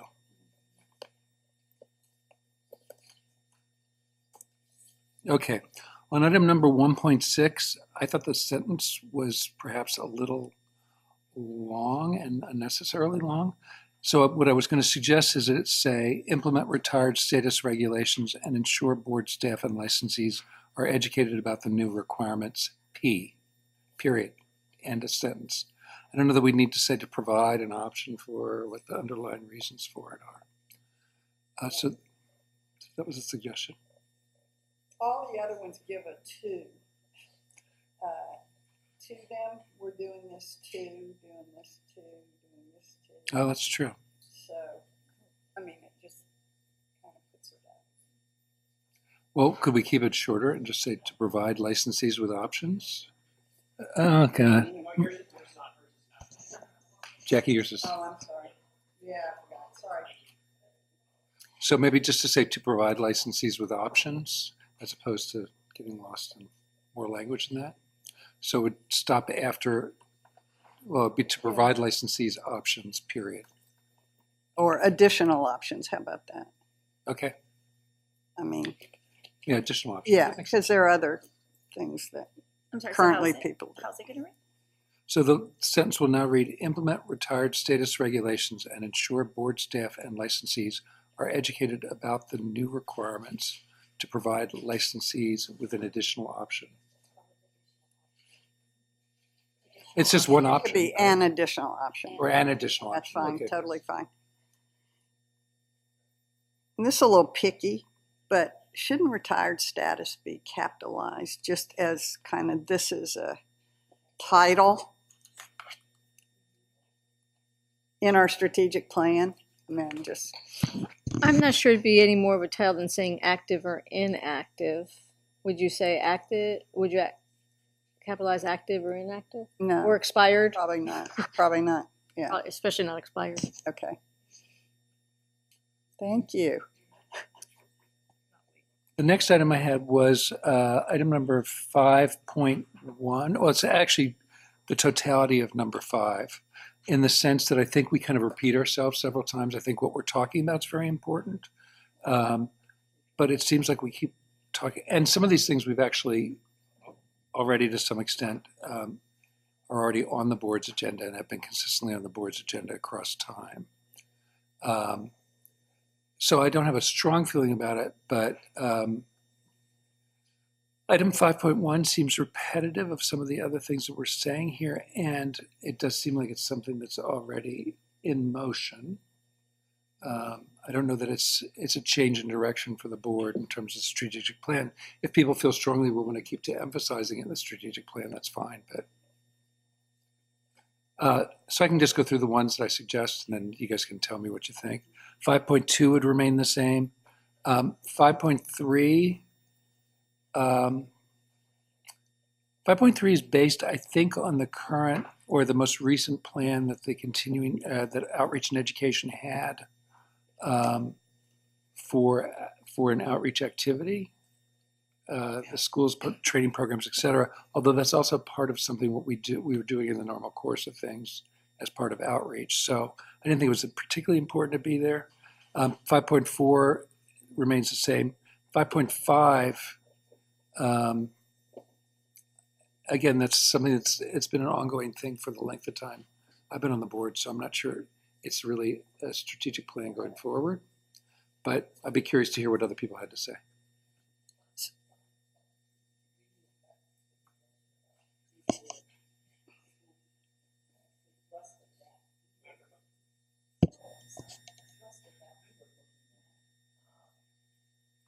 Our notion was, schools, we were looking at high schools all the way down to junior high schools. We were just, that's what we wanted to include. We wanted to be that broad in our outreach, just to get students or people aware of the various aspects of psychology in terms of employment, in terms of what they need to do, just to introduce them to the field. So that's why, wasn't that why we met schools? And we But actually, I think 5.3 is about just our general outreach efforts in terms of. It was a carryover from the last strategic plan, so it's not a change. It doesn't feel like it's a strategic change to me, but. Right. Oh, go ahead. Sorry. I was just going to say that to Lucille's point, Ms. Ekwebudu's point, that I know where you're coming from because we had talked about it, but I feel that 5.4, it still also kind of continues to speak on that. And so I think that's what Dr. Phillips was just saying. Let's just remove, as I understand it, 5.1, 3, and 5, because they're pretty much saying the same thing. And we focus on keeping 5.2 and 5.4. Is that correct? And 5.6. Oh, didn't go that far. I still, and I hear what you're saying, but I still think that we wanted to put in 4 examples or some examples, schools, training program. I think we wanted to be that kind of specific in there. But either way, I'm good. But to me, 5.3 just gives a broader base for it. But either way, I'm good. Go ahead. Sorry, I'm here taking over because this is sorry. Feel free. Well, I actually like it kept in, not just for what you said, Mr. Ekwebudu, but I also feel like, and I think this came up in my conversation with Solid folks, I feel like we were at one point doing our meetings in conjunction with schools. I know that became a little difficult on some occasions for the technology purposes, but with the CPD changes, I think that to me is an important standalone as it's structured. And I feel like it is maybe a carryover for what we've done, but I feel like at one point initially we were doing a lot more in that area. And I think moving forward for some of the reasons we talked about, connecting board activity for involvement, I think it is important to stay there. So I actually support keeping it as it's stated. Would you be comfortable with taking out 5.1 and 5.5 as a board and leaving 5.3 in because there seems to be a sentiment among some board members it's important to keep in? Well, I'm going to say no because I feel like some of the activity with the affinity groups we've done a lot of work in this last round. That to me is 5.1. That's different to me than the relevant professional organizations. I feel like they should both be there. Okay, that's cool. Other people? I agree. Dr. Horn? I would keep 5.3 in. I don't think we need 5.5 in. But the reason I do it is because we've been hampered in this area, and I think just to kind of keep it in there that this is important. It's an important part of outreach, and we want to continue to really try to emphasize that these are groups that are going to be they're impacted by what the board does. So I just think it's a good idea to keep it in there.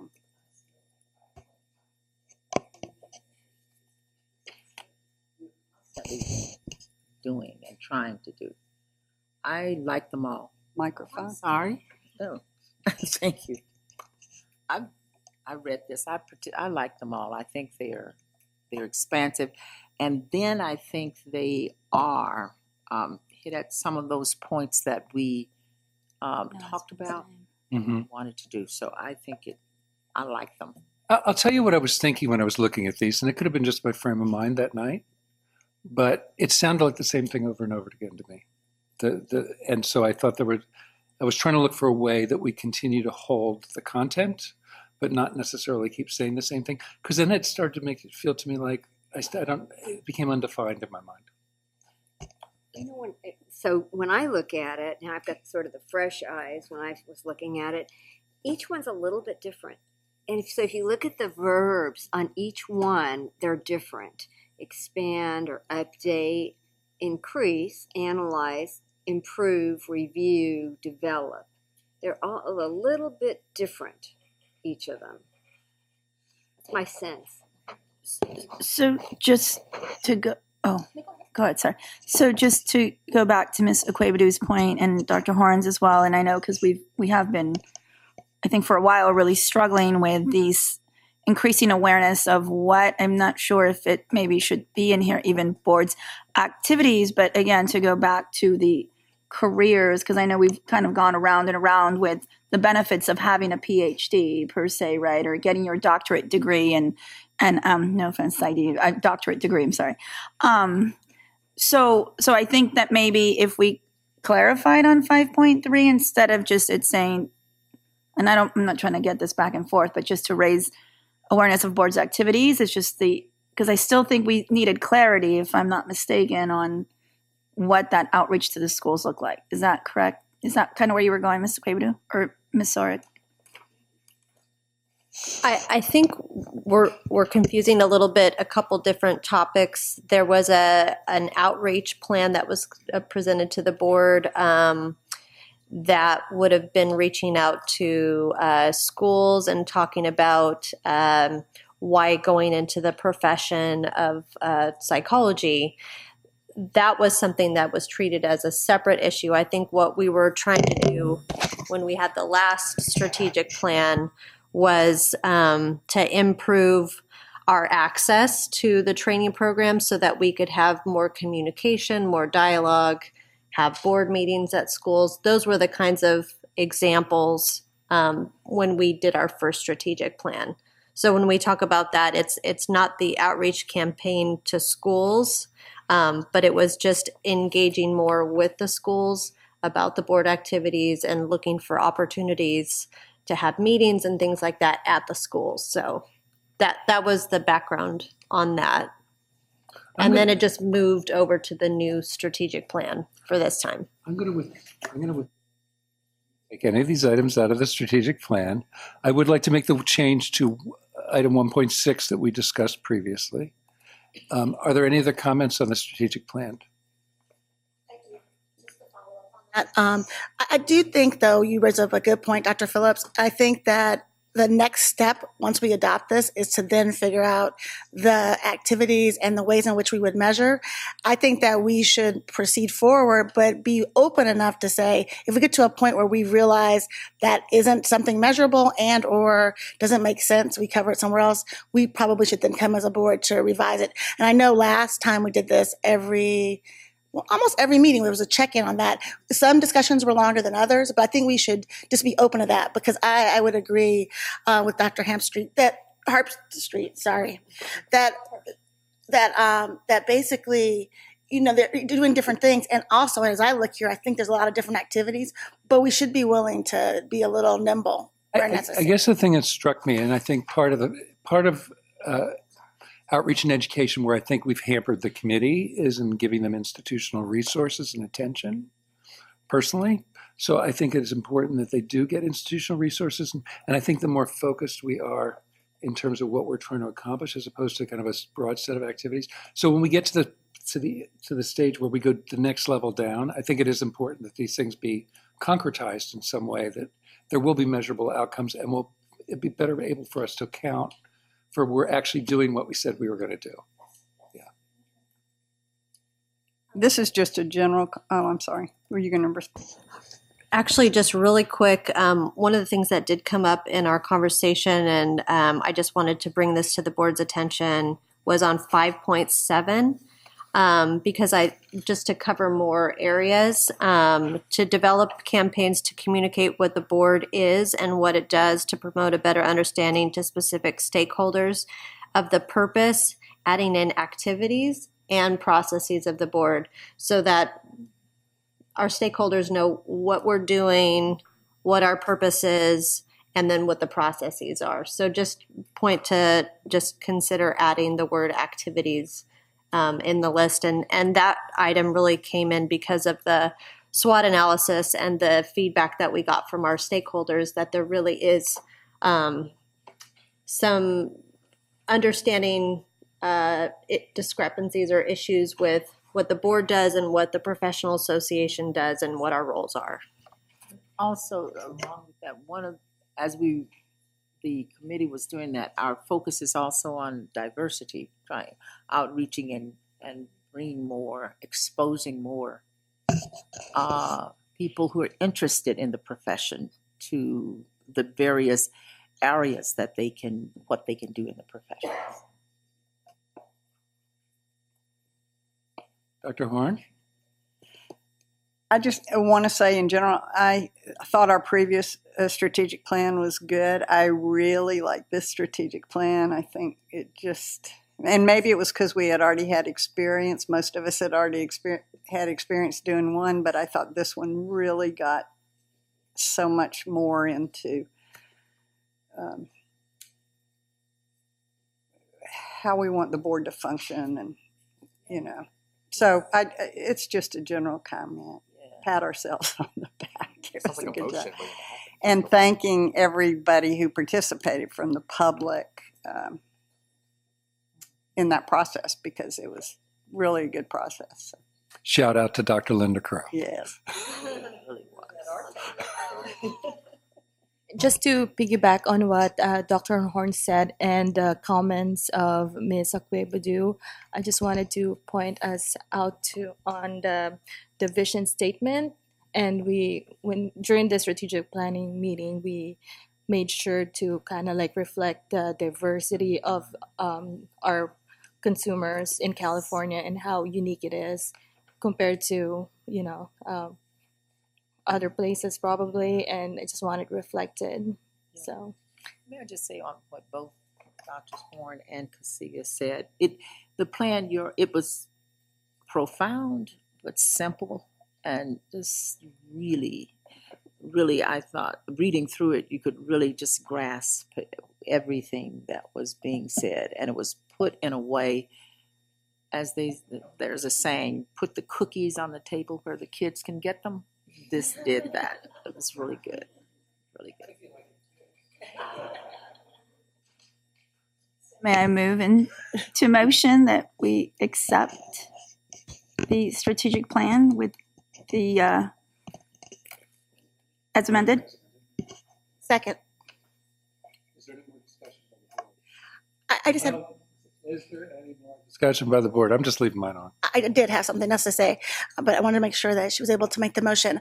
I do wanted to say again, I do thank staff and Ms. Sorek in particular, because I feel like, to your point, Dr. Horn, of keeping it on the agenda, I think that, having been before the last strategic plan, being a part of the board, we talked about it sometimes, but not all of the time. And so it has informed our work. And I do appreciate Ms. Akwe-Badu's comments, because I feel like her and Ms. Bernal have used that, and the rest of the committee have used the strategic plan and the work that each of the committees has done, much like licensing. So it really has become more of a part of how we do our business. So I've never heard that term before, but cookies are where the kids can get them.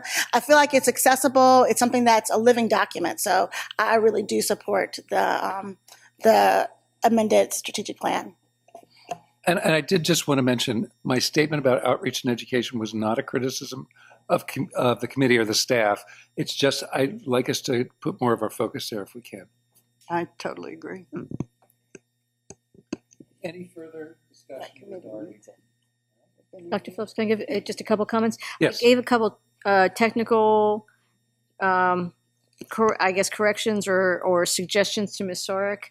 And then she thought this one was maybe a little bit more policy oriented. I have a hard copy, so it's page 4 of the plan. It's in the section called About the Board. Mm-hmm. The third paragraph, aside from the thinking that executive officers should be capitalized, it says, is appointed by the board to ensure that the board functions efficiently and serves solely in the interests of consumers. I might suggest efficiently and effectively, because they are not the same thing.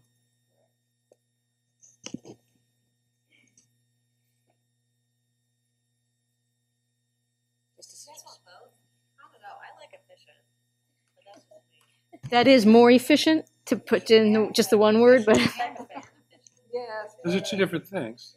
I know, but I think you lose one if you just drop efficient. No. Efficiently I thought you were and saying effectively. drop No, efficiently and effectively. Oh, okay. They're both. We can have our cake and eat it too, Yes. with the cookies Or is there at the cake? table. Yeah. For the children. I want cupcakes.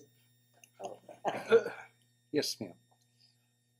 We're going to have to bid adieu to Ms. Bernal. I will. Okay. Oh, you'd like to stay for voting? Is there any public comment?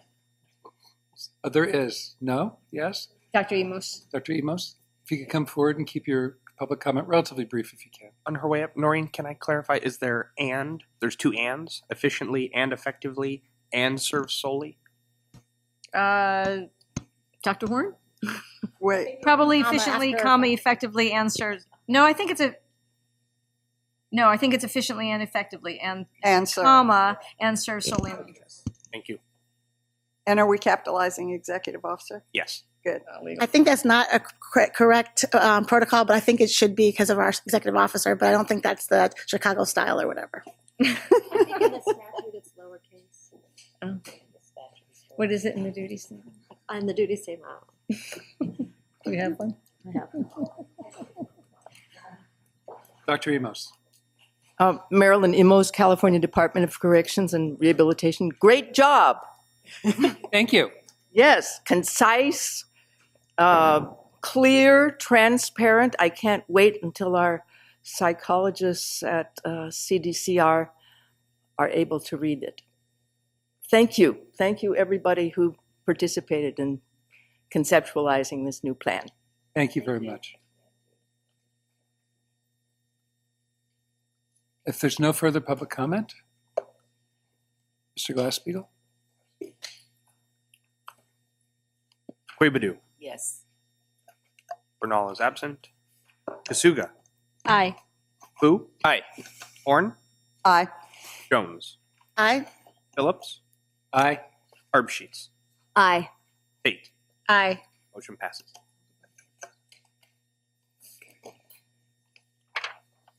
Okay, the next agenda item we are going to proceed to is item number 22 as to action items and a bit of information. Dr. Horn? Thank you, Dr. Phillips. So in keeping with our covering action items, because the rest y'all can just read in there and that's just for your information only, if we can move to 22C, temporary practice of psychology in California. So y'all can see here that what we decided in our last licensing committee meeting was to, well, it was 2 licensing committee meetings ago, was to amend the language in section 2912 to allow for temporary practice in California. And if y'all will look on page 170 of 193 in your combined packet and 22C in your non-combined packet, this clarifies what we mean by 30 days, no more than 30 days in any calendar year by in our temporary practice act, code, what do I call it? Statute? Statute, code, okay. Sorry, everybody. And thanks for the help of Dr. Winkleman with this as well from CPA. But if you'll look at the current, what we're proposing as an amendment to 2912, basically what we've said is offering psychological services in this state for no more than 30 days in any calendar year, and we've added these days do not need to be consecutive, and practice for any part of a day is considered a full day for purposes of this section. So that's what we're asking y'all to vote on, those changes. So do I move that, or ask that somebody move it, or from the I'm happy to licensing committee? Okay, great. move to adopt the language as written and proceed to seek legislation. Second. Yeah, move to approve the language. Move to, You don't, yeah. oh yes, approved. Approve the language and seek an author. It's yes. That too. Second. Who seconded? Okay, thank you. Do you want to ask for discussion, Dr. Horn? Oh, I'm sorry. Any board discussion about this item? Any discussion from members of the public about this item? Is how do we keep track? Do they have to let us know, or it's just like they keep track on their own? Currently, they keep track on their own. Okay. And the reason that this has come up is because the way the statute's written, it's not clear if it's a period of 30 consecutive days or if it's 30 separate days, and does part of a day count? These are the types of questions that are received by Mr. Glass-Steagall and the folks in Central Services, as well as by CPA and in particular Dr. Winkleman. So this really is to give people greater clarity as to what the statute actually means. Okay. But it's an honor system. Correct. As of now. At the moment. Okay, thank you. Any other board questions about that or anything? Okay, and again, no, I'm not seeing any public comments. So, Mr. Glass-Steagall, will you? Equibadu. Yes. Bernal's absent. Kasuga. Aye. Fu. Aye. Horn. Aye. Jones. Aye. Phillips. Aye. Barb Sheets. Aye. Tate. Aye. Motion passes. Okay, so this isn't an action item. Thanks, everybody. This isn't an action item, but I just want to draw your attention to this. It's item D, and I'm not going to go through the whole thing, but this is a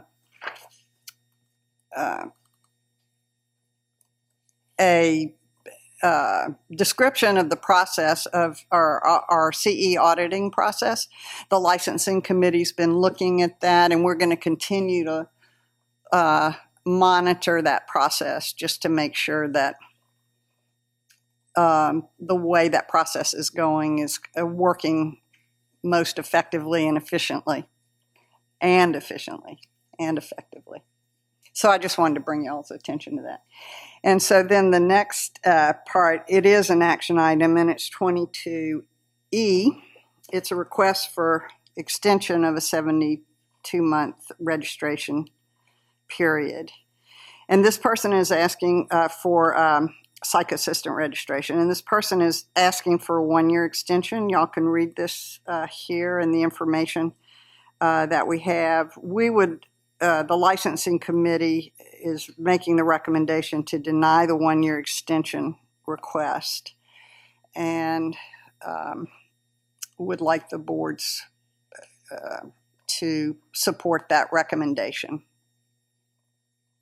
So do I have to move that or have somebody move that, and then we'll have a discussion about it?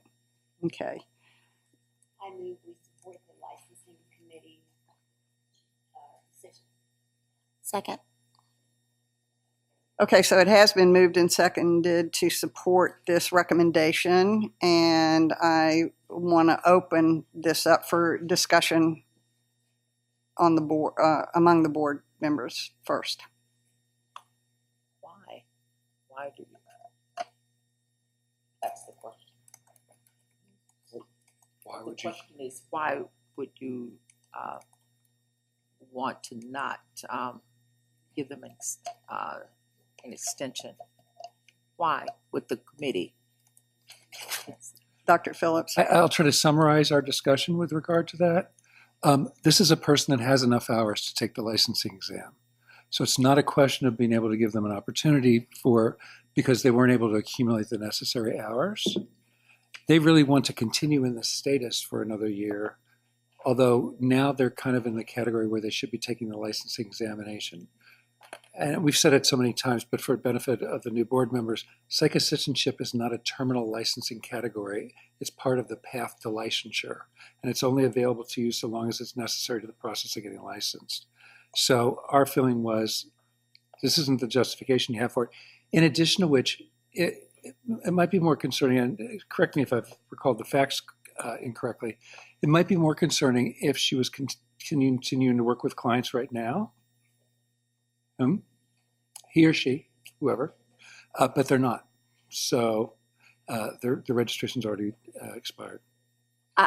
As I recall, but correct me if I've got the facts wrong, this person did take the licensing exam once and did not pass. Is that correct? Yes. Oh, what? Yeah. So we've given them all the opportunity they need in order to get licensed out of this category. They're not seeing patients. There's really no reason to allow them to return to psych assistantship in order to be able to do something while they're waiting to take the licensing exam. That was the thinking. Any other board discussion about this? Any public comment about this? Then I would like to move to the vote. Quabadu? Aye. Kasuga? Aye. Fu? Aye. Horn? Aye. Jones? Aye. Phillips? Aye. Arbsheets? Aye. Tate? Aye. Motion passes. So that concludes the licensing committee's report. Everything else y'all can read in there, and thanks very much. Thank you very much. Appreciate it. Hmm? What did you say, Noreen? Are you addressing A? No. Okay. Mm-mm. We're only doing the action items. Okay. The next item on the agenda, what? Sorry. Okay. The next agenda item would be item number 23, the legislative update. Mr. Fu? And keeping in mind with the action item onlys, we are going to turn our attention to item 23B1. This is related to a recommendation by the Policy and Advocacy Committee to recommend to the board to approve language with regard to changes to BMP Code Section 2960.1.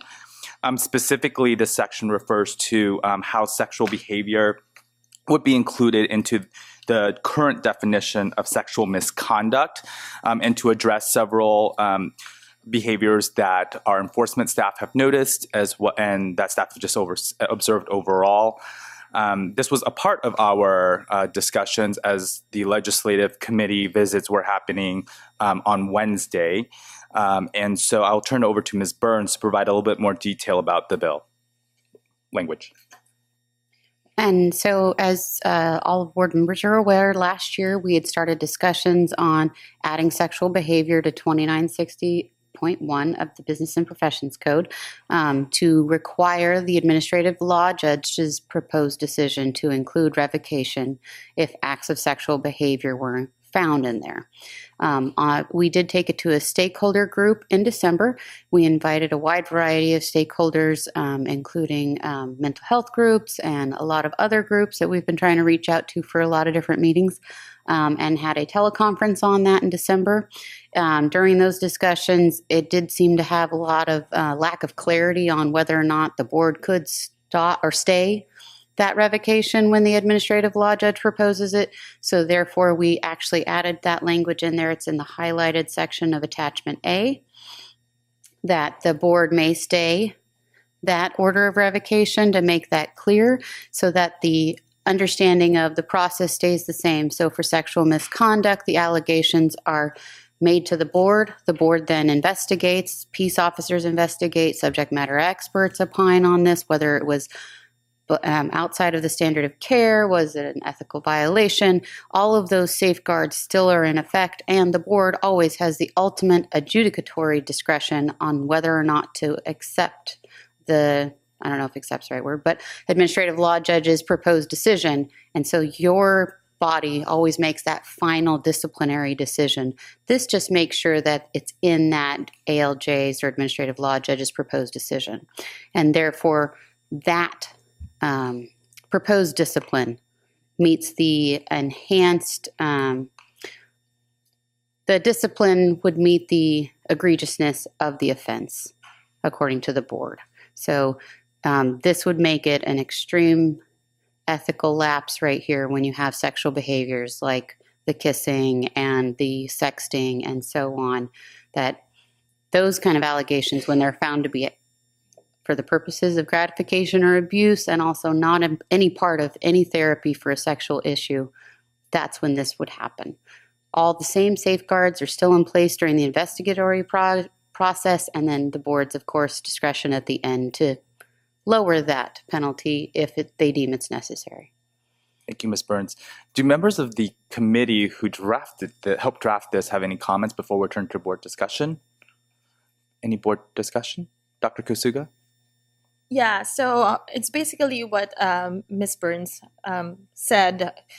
There was a concern from the stakeholders with regards things that are just boundary violations and less egregious, and they're worried that the interpretation of the regulations might be too harsh if we don't add the line that we added. Dr. Kasuga, does that sound like there's a motion in play to approve the language and direct staff to seek an author for the proposed language? Certainly. So is there a second? Happy to do it. Any additional board discussion? Public comment? Seeing and hearing none. Mr. Glassbeagle, can you please call the roll? Absolutely. Quabadu? Yes. Kasuga? Aye. Boo? Aye. Horn? Aye. Jones? Aye. Phillips? Aye. Arbsheets? Aye. Tate? Aye. Motion passes. Well, thank you very much. Anything further in that regard? Action items? Not to 23, but I think. Okay, so we'll go down the list. I did want to open up for discussion legislative items for future meetings. The board may not discuss items of other legislation in sufficient detail to determine what such items should be on the board, but only to determine whether it should be on a future board meeting agenda. Yeah. So I know that one subject that we've discussed is the potential of which you brought up yesterday, the licensing law, as it relates to, or registration law as it relates to psychological technicians. So that was introduced as a future agenda item. Anything further from the board or from the public? Okay, item number 24, it's out of here. Item number 25. So this would be in regard to item 25D as in David. So we have feedback or edits from council, and I think it's my understanding that some of these edits require maybe considered substantive enough for the board to review before returning to it. So this is a hand carry item, so language will have received in paper copy. And this is regarding CPD, the continuing professional development. And the specific changes that would be considered substantive are related to page 7, line 314. Just by striking out reactivating.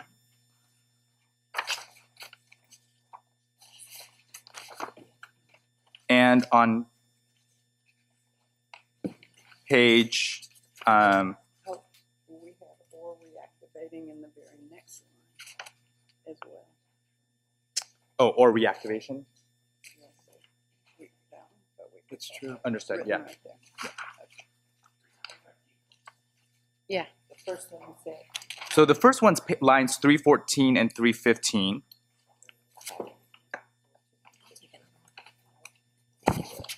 Sorry, I didn't realize. It might have gotten shuffled into other materials because it was part of yesterday's packet as well. And so it's page 7, lines 314 and 315. It's the striking out of or reactivating. And as Dr. Horn points out, we would have to also strike out potentially or reactivation.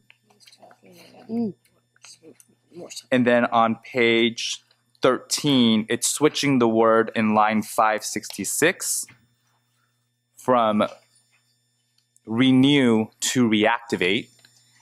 And the reasons for this is that reactivating means a change of inactive status to active status versus renewing, which is you're staying you're keeping the same status overall. You're just renewing the same status. Ms. Burns, do you have additional comments related to those two things? Yes. So when we were working on the initial statement of reasons, we came across some clarifying things that we had in some sections renewing or reactivating, and then in others reinstatement, as where we want to make sure that when people reactivate or reinstate, because they're coming from a non-practicing, non-up-to-date status, that they're coming up to date at that point, and therefore their CPD required at that time would be for the 24 months prior, not based on their last renewal, if I think I'm right. And then make sure those are separate sections, which would be covered in K on page 13, and then removing them from the previous section. So they still make sure everybody has those current requirements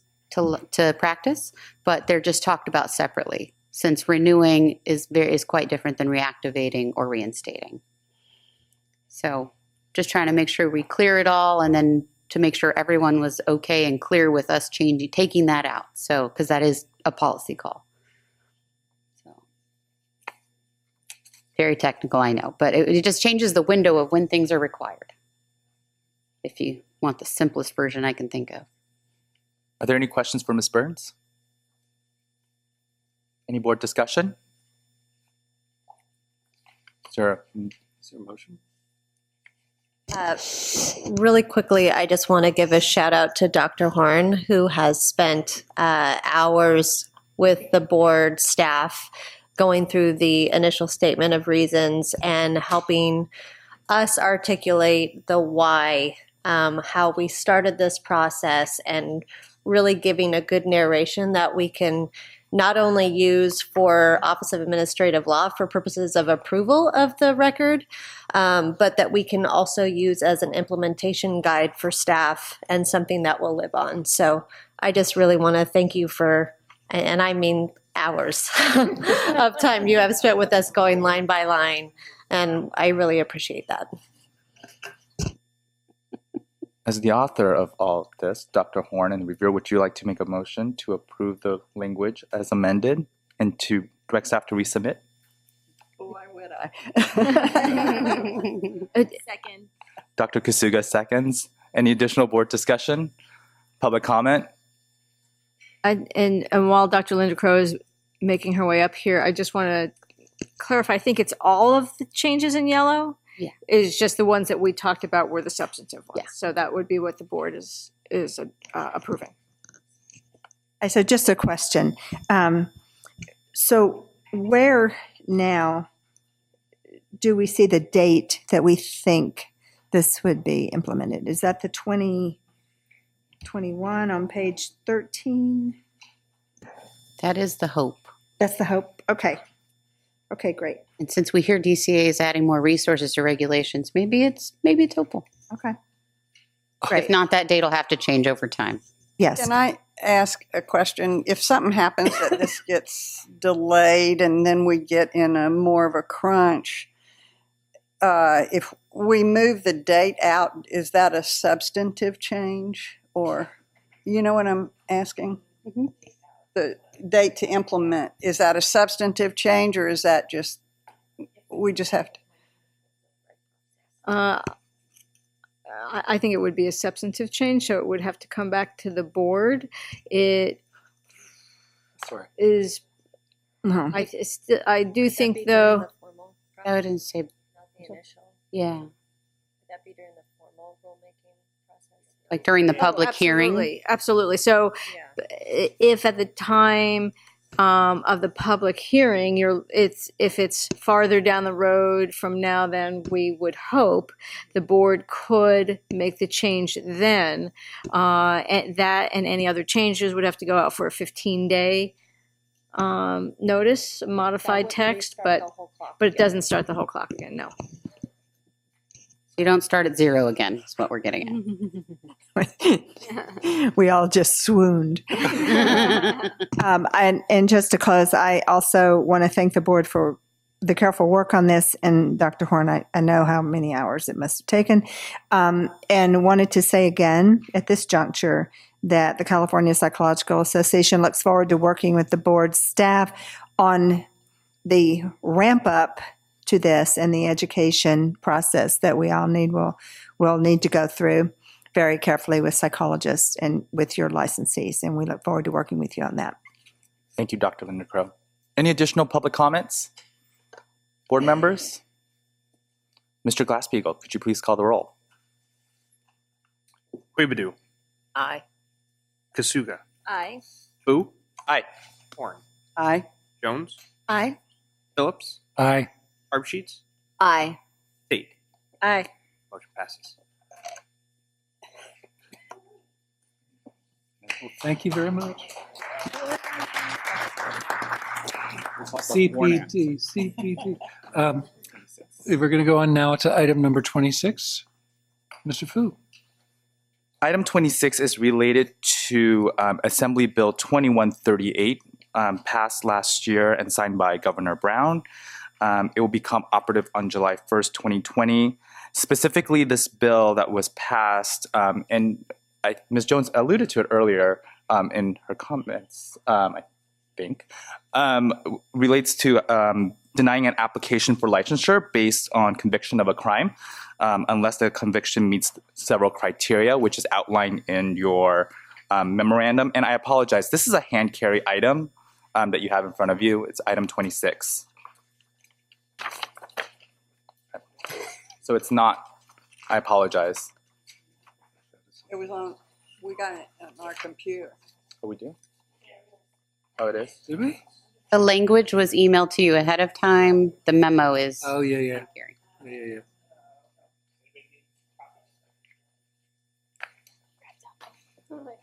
Just go grab them. So we'll wait until everyone has a copy of the.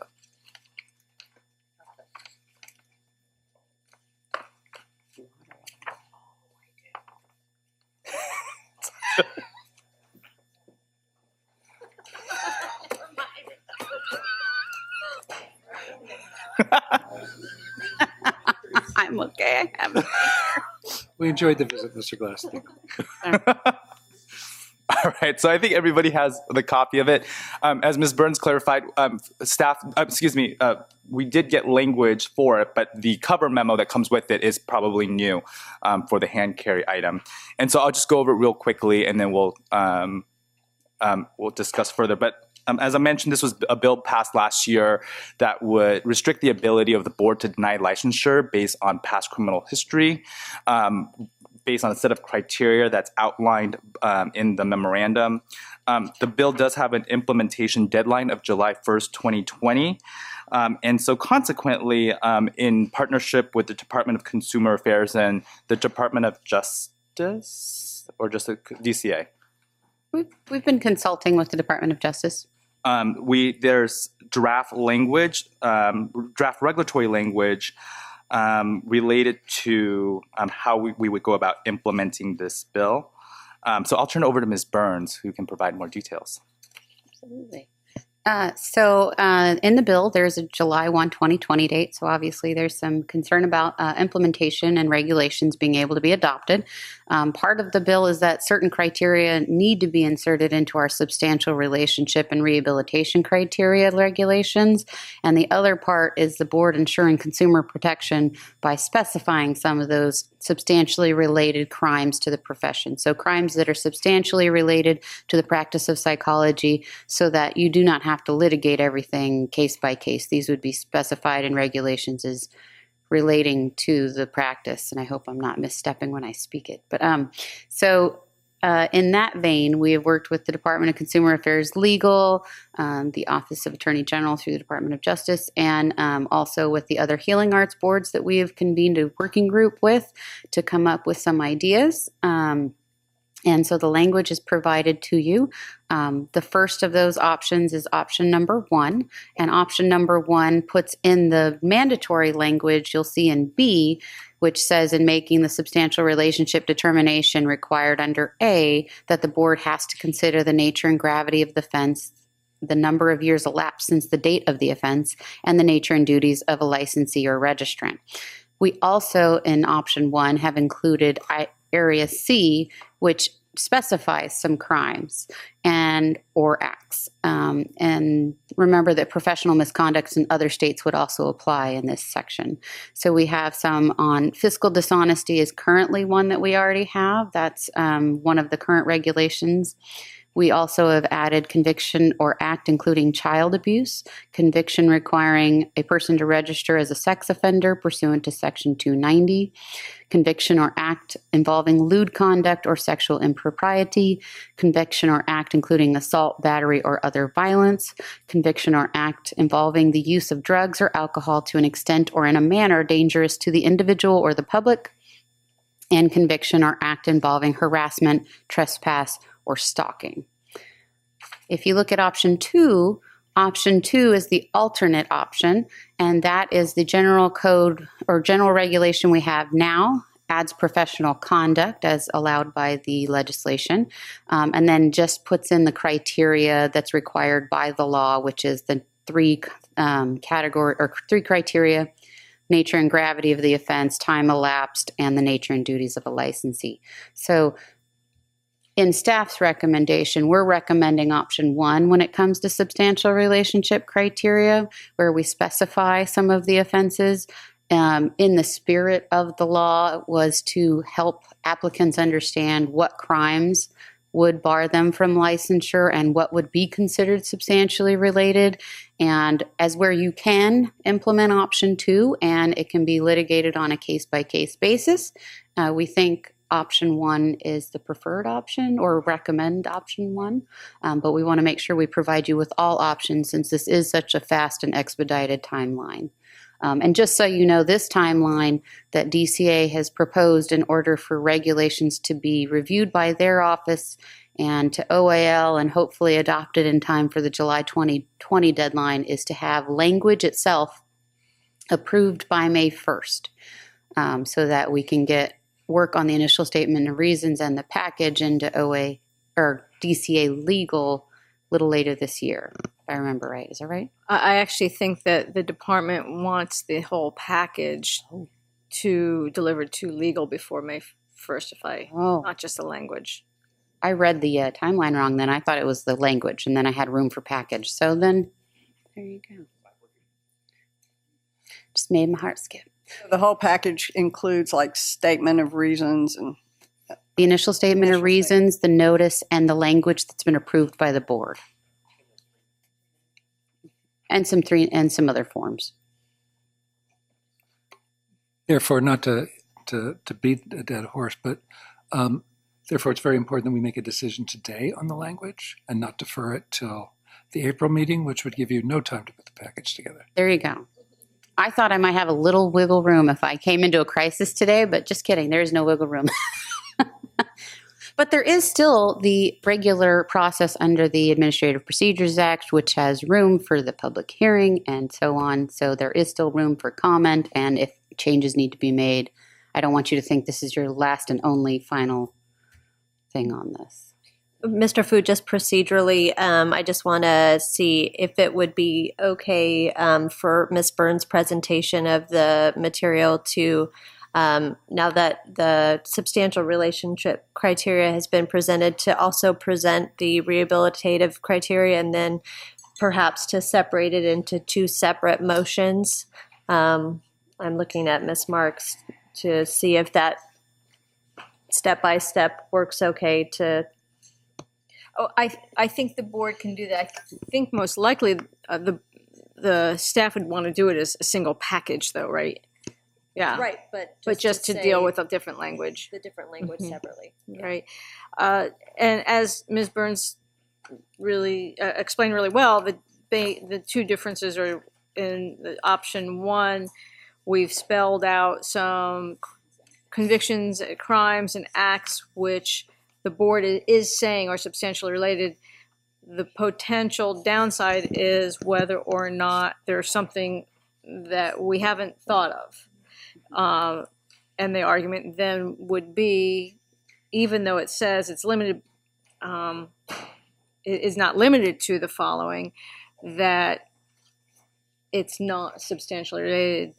Whereas option two leaves that open. The board isn't limiting itself, the downside there is whether or not you end up having to litigate more often than you want to what is actually substantially related. And maybe Mr. Template could talk about that a little bit more, about how often that is litigated. I don't know the answer to that. Sure. Thanks for explaining the hard part. And it's just, just to give the board a quick perspective on what this means to a DAG who's prosecuting a case. When you've got particular conduct that's been labeled substantially related, then we're not spending half an hour or an hour at a hearing, with expert testimony talking about why submitting fraudulent tax forms relates to the practice of psychology. We get the shortcut right through that. So, maybe it saves an hour of hearing time at certain hearings. So that can add up. So that's, I think, part of the advantage built into the first option when you have those specific criteria spelled out. Otherwise, we're going to need expert testimony and case law to sort of prove that to the court. It seems like it also clarifies it for licensees too, and maybe helps, or potential licensees, and at least helps them, gives them some parameters. So it's like, or okay, it seems like I'm okay, whatever. I was going to say, I like the parameters. I know on one hand it could not give enough examples. We're missing some random acts, but I like having examples to point to when we get in those situations, because when it's spelled out, it's very nice to have it. So that's just my thought. If it's not the exact thing, if it's similar, then we can say that it's comparatively similar to some of the acts that have been laid out on option 1. And we're not limited to this. Yes. It's like, here's some examples, but. So, Ms. Sorek, I think you had asked if we should have Ms. Burns talk about the language in the substantial relationship criteria regs, the rehabilitation criteria for denials and reinstatement regs, and then the proposed language for the disciplinary guidelines. Is that what? Yes. Option or rehabilitation now? Okay. So then if we go down to the next pages on rehabilitation criteria, and Noreen or Josh, feel free to stop me at any time if I get confused on these, but option 1, so when you're talking about rehabilitation criteria for denials and reinstatements, A is, People are trickling out one by one to open use of the facilities. I myself feel that might be a convenient time to do that. So would you mind if we pause the presentation for just 5 minutes while pause away. People had an opportunity to avail themselves of a rest break? Oh, no.